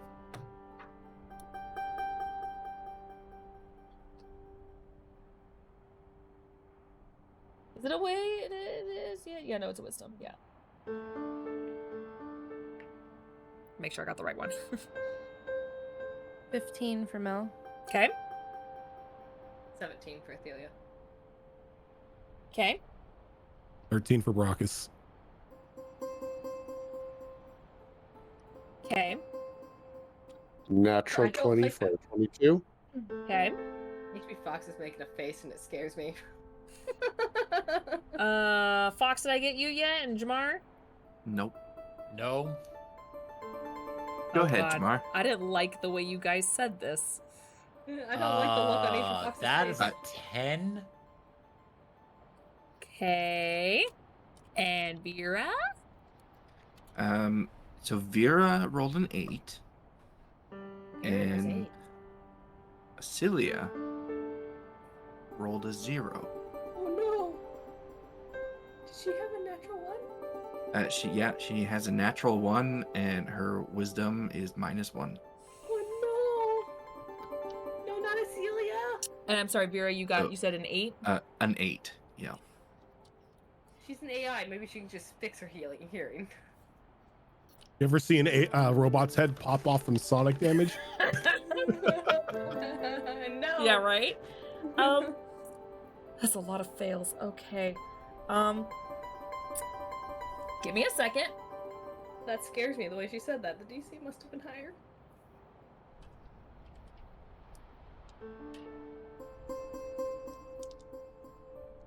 I need more dice. Hold on. No, you don't. Just use the dice you have. It's fine. Thank God for Kraken, because I've got a lot of dice to work with. Oh, no, I apologize. They're not D6s. They're doing 12s. That's what I'm waiting for. Even higher. I'm gonna need to reroll these. She didn't tell us what she changed to. That's cocked. Go.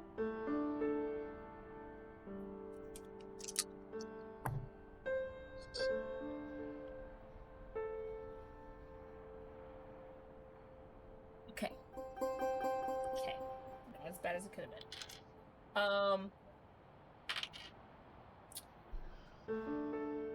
Vera, Celia, Jamar, and Brockus. You all receive 25 damage Ooh. as your ears are ringing hard from that roar. However, Celia, No. it hits her the hardest. As you see her fall to her knees and instinctively makes the motion of trying to cover her ears, even though she can't with the helmet on.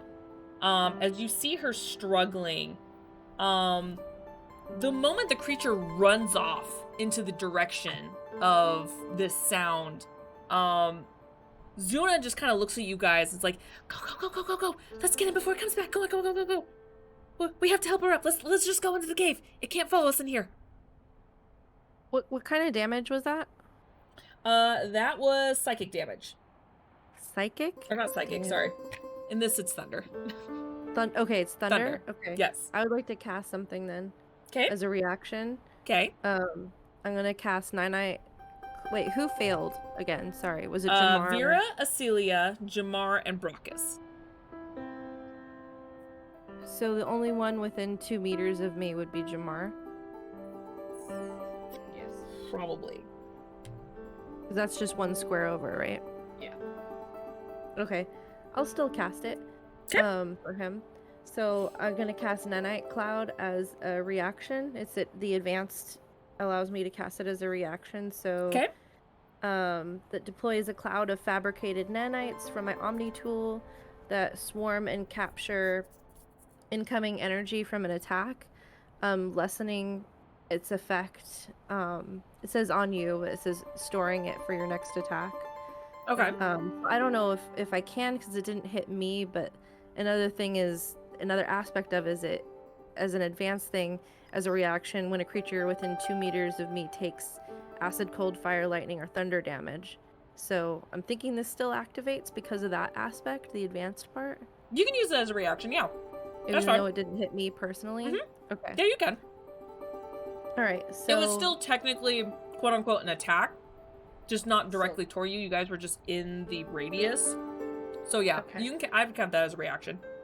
And I have a question. Like, does it just do the advancement thing? Does that enact since it says as a reaction I can do this, or is it? If you have the advancement on says it, you yes, may- the you may advancement cast- does apply.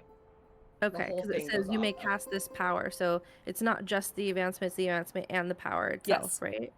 Yes, Okay, it is. So what That's why it you're only does, allowed one, because it can basically, be pretty crazy. these nanites come out and grasp some of the energy, coming towards Jamar, and until the end of my next turn. Oh shoot, I don't even know. We're not even in initiative yet, though. No. No. What does the whole thing say?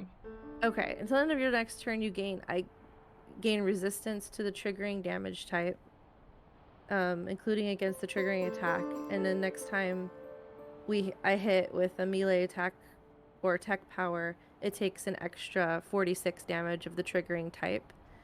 So it will take thunder damage in response. Also, any creature within 2 meters of me, up to 3 people,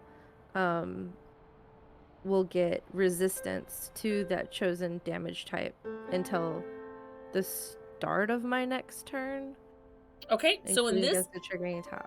so technically this instance, it will go off, but only for 6 seconds. You guys just aren't in battle yet. Yeah. So for Alright, the next so I 6 won't- seconds of you guys scurrying inside, if this creature were to turn around and attack, yeah, you guys have the 6 I seconds. won't cast it then. I'll just save it. Okay. Okay, that's So- fine. I thought we were about to get into a big battle, so you know. Nope. I'm trying She to was avoid able to that. successfully distract it, but because it was such a large amount of damage, it took it as a threat and went after it. You guys just were in its radius, was all. So, Much higher than I was anticipating for that. yeah, it was good though. It was good. It was good, Um, but This is a really cool spell though, so I look forward to using it. No, that's a good. Yes. That's a good one. You guys are able to get inside successfully. However, you notice that Acelia is like shaking her head a lot, like something's bothering her. Real quick, did that bypass shields, or did shields absorb some of it? That's a good question. Let me see here. It does bypass shields, as it is something that affects one of your senses, not your armor. Got it.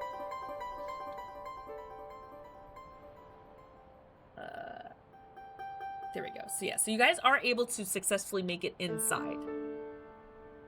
Some of you a little bit more worse for wear. And Acelia, yeah, just constantly shaking her head. Sorry. Oh, that could have gone worse. That was a great idea. It's really good. Distraction tactic.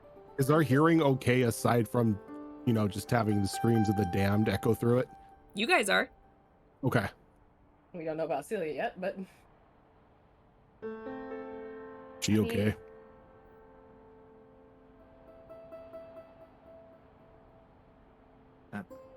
I'll kind of shake Celia's shoulder a bit to get her attention. She looks at you. How are you feeling after that? That was a heavy hit. I see your lips moving, but I can't understand you. That's a problem. What?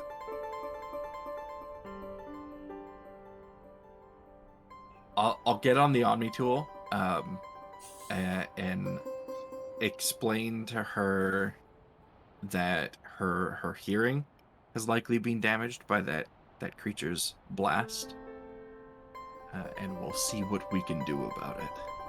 Okay. She is deaf for 2 hours. It's 1d4 hours, so she is deaf for 2 hours. With this, she nods and replies back as she doesn't want to shout. Let's do the deaf thing when you don't realize you're shouting. Is this a specific Mass Effect creature, or is this? Nope. Okay, well, they have to make an appearance somewhere else too. Why do I feel like this is coming into Wildlands because we're in an Arctic area? Oh. Yeah, I feel like it's not as I sometimes make up creatures, or I find creatures in Tome of Beasts that go ooh and then modify them. Yep. It's from Tome of Beasts. Is it? It is. Which one? The first one? Second one. Kind of wanted to fight it. How did I miss that monstrosity?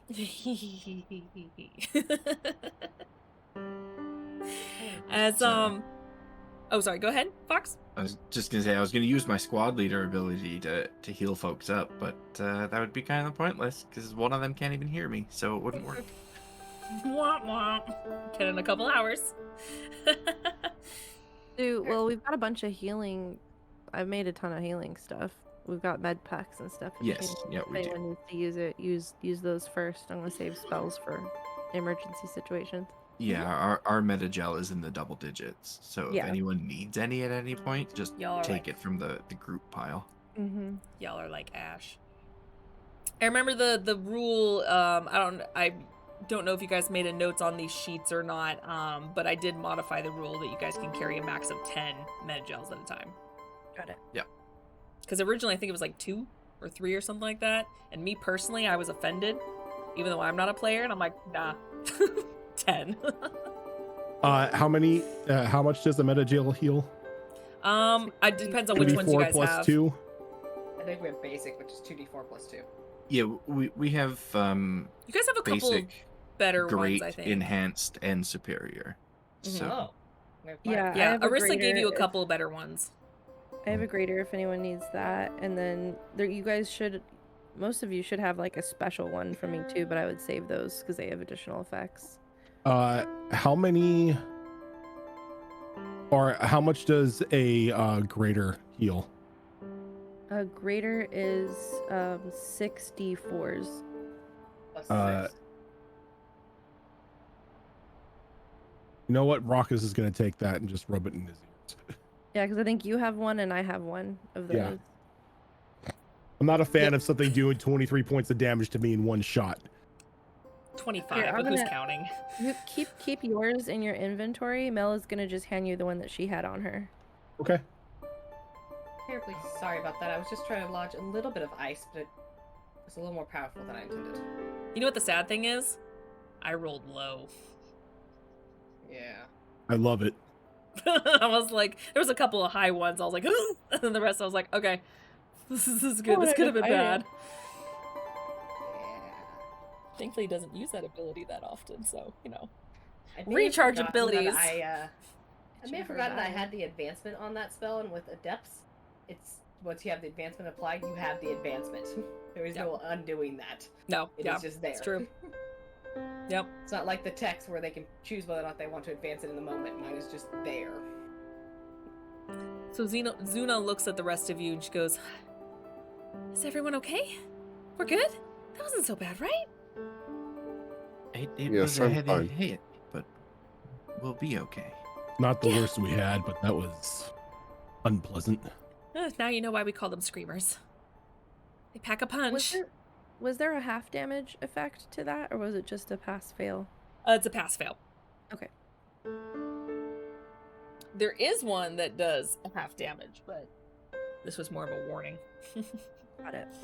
So yeah, so bad. See, it's just you get a bit of scrapes and bruises along the way sometimes, but yeah, it's creatures like that. We know how to deal with it. It's just a matter of minimizing the amount of damage and casualties by, you know, not interacting, trying to sneak around if possible. So I'm glad that you're okay for the most part. So that's a good start. Bad, right? Are you okay? Oh, I'm fine. Yeah, no, it's just a little bit of ringing in my ears, but no, I'm fine. I rolled surprisingly Okay. well for her. If you need any healing, let me know, okay? Oh, thank you. That's right. I think my father mentioned he called you Doc before. You're an engineer Yeah, and a I'm also the ship's medic. Wow, 2 jobs? Yeah. Wow, that's a lot of responsibility. That's a lot. Thanks. Oh, mad respect. That's a lot. Oh, wow. Well, So yeah, let me know if you need any healing. I'll take care of it. I will. Thank you so much, Mel. Lost my accent. I'll take care of it. It happens from time She's to so time with Mel. flustered. She went American again. Again, terribly sorry about that. I just saw it coming towards us and panicked and tried to make it go No, away. that's a good idea. The next thing would have been to hold still. You know, maybe it won't sense us, but sometimes it gets a little too curious and could literally walk on us. It's as my father mentioned before, you play it by ear, so it's dependent on what it did. So thankfully, despite the reaction it gave, that's still better than what could have happened. So they're quite nasty. They're quite destructive. So that's good. But we have a little bit of a trek in this cavern. Just a few hours before we reach our destination. Well, let's be honest, we're never out of danger, out of harm's way, as there are still things we can encounter in here. Fingers crossed we don't, but just in case, be vigilant. Always be vigilant. We're on a swivel. Okay. All right, let's keep going. Follow me, guys.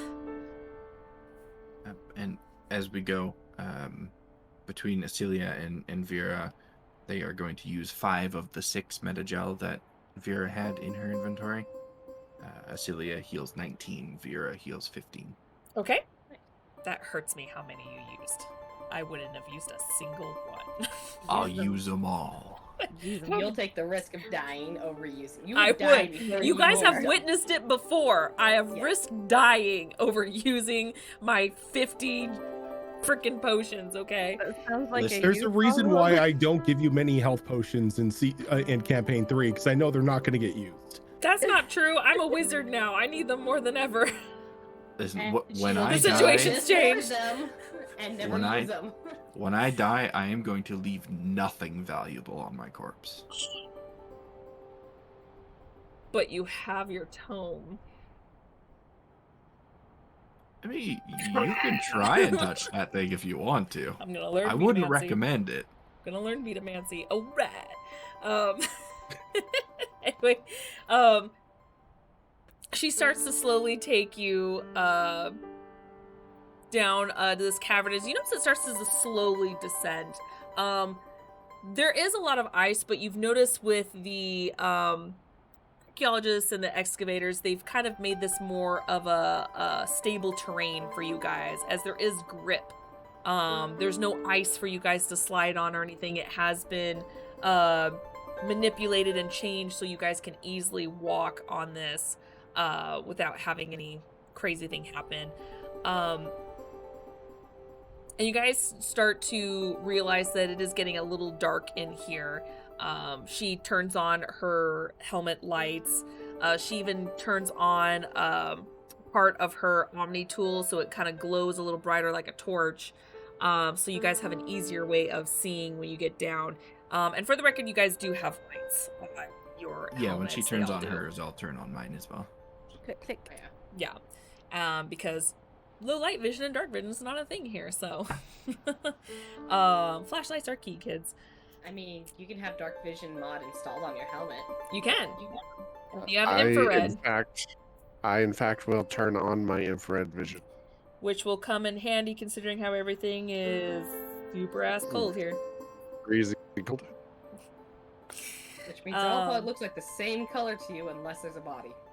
Yeah, pretty much. As you Good guys less start to, distinguishing floor from wall. and you do notice along the wall too, as you could probably fit maybe 2 people side by side, in this part of the cavern at least. As you get down, you do notice like in the walls, is a rope. Like every couple of feet, it looks like it is kind of punched into the wall, like for security. As you guys can hold on to the rope for better grip as you guys kind of start descending down this small corridor of the cavern so far. And this is where we're going to go ahead and Obsessively holding onto that rope. yeah, this is where we're going to go ahead and end our session, as the next segment may take too long and we do not have that time. So the good news is y'all leveled up. Hey. Oh. I know we were Right on on the hiatus, bonus. but you guys were level 7 for quite some time. So I'll take it. so yes, you guys are now level 8. We need the long rest to Oh get our boy. stuff, right? For me, no, it's more milestone. So it was, you guys were gonna level up depending on what happened with this creature. So yeah, as you guys hit the milestone. So yes, you do get the level up. Now you don't fully heal or anything like that. You just add on your health on top of that you gained, but you don't reach max health or anything like that. And that's the difference with me. So yes, if you guys want to go ahead right now, go ahead and roll your HP, and then we'll do the rest of everything offline. I'm gonna have to figure out which class I'm leveling up. Oh, that's fair. If you need to take the time, that's fine. I don't know what was with my dice and the number 2 today, but I rolled the 2, so I'll get a total of 5 HP. All right. Any ones Yes. are a reroll. I can't roll Athelia as a health. Shit. I rolled a 7 on my D10 for a total of 10. Nice. What do we And add? We add our hit dice plus Con modifier. Constitution. Constitution Huh? modifier, yeah. Mhm. Okay. Don't forget to 5 roll more for hit Celia too. Yes, that's right. I rolled a 9 for a total of 105. Nice. Nice. Double or triple digits. All right. I am so not close to that number. Meanwhile, I'm down here at like 58. Oh, wait, and Level and- of the wizard. Really? and since I'm since I'm taking another class in Vanguard, I get an ASI as well. A. Oh, that's right. Level 8. That's ASI or feat for your full class. Mhm. Yeah. Sorry, I get Dreskar. an ASI. I'm gonna take a feat this time. Acelia rolled a 6 on her D10 for a total of 8. Nice.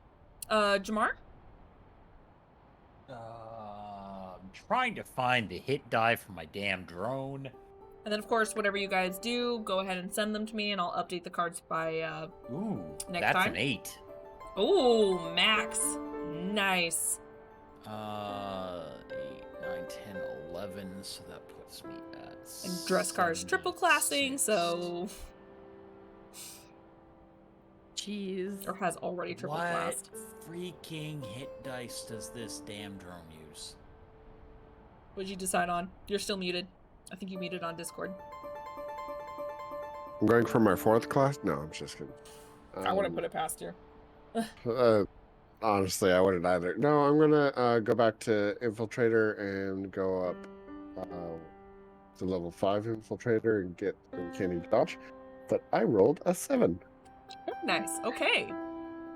So yeah, like I said, shoot all that information to me, because depending on what you guys pick, we'll adjust your stats or not. So, I mean, plus HP, I have to do HP anyway. So, yeah.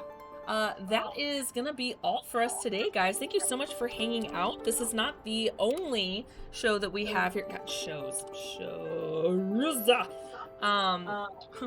On Monday nights, we do have our Mass Effect Horizons game, run by me, and where I run the Mimsy 6 through space and one day time. For now, we are alternating with Chimera Collective as we finish up that mini campaign where Kiara Phoenix runs them through a steampunk theme D&D campaign. And then on Tuesdays, we have our Destiny Forge Season 3 run by Rojan. Except for the time being until they wrap up their mini campaign, the last Tuesday of every month, we are running Into the Wildlands Part 2. And then we have our Saturday alternating shows where we have our Wayward Wanderers, which is a Pathfinder 2 Extinction Curse campaign run by Azrin. And then we have our alternating show, which is Withered Waste, also run by Rojan, with a post-apocalyptic D&D campaign. We are planning here in the near future, where I know we're talking about it right now, we are going to do a Christmas themed one-shot coming up here fairly soon. And then we are in the works talking about Sonata. Still no set date, still planning for early 2023. Just don't know if that's January, February, we're not sure yet, but it is currently in the works. Just like to give a friendly heads up, because I know how much we all look forward to Sonata and our funny one-shots when they happen. So yeah, that is all for today, guys. Wait, thank you so much for hanging out. One more thing. Oh, We're also Friday. we're doing a special run of Chimera Collective on this Friday as well. Yes. Yes. So this upcoming Friday at 7:30 PST, with an extra episode of Chimera Collective. So tune in then for that. I need to update cards for that as well. So yeah. Until then, guys, we will see you next time for this show. Otherwise, we will see you tomorrow for Destiny Forge. Until then, guys, take care.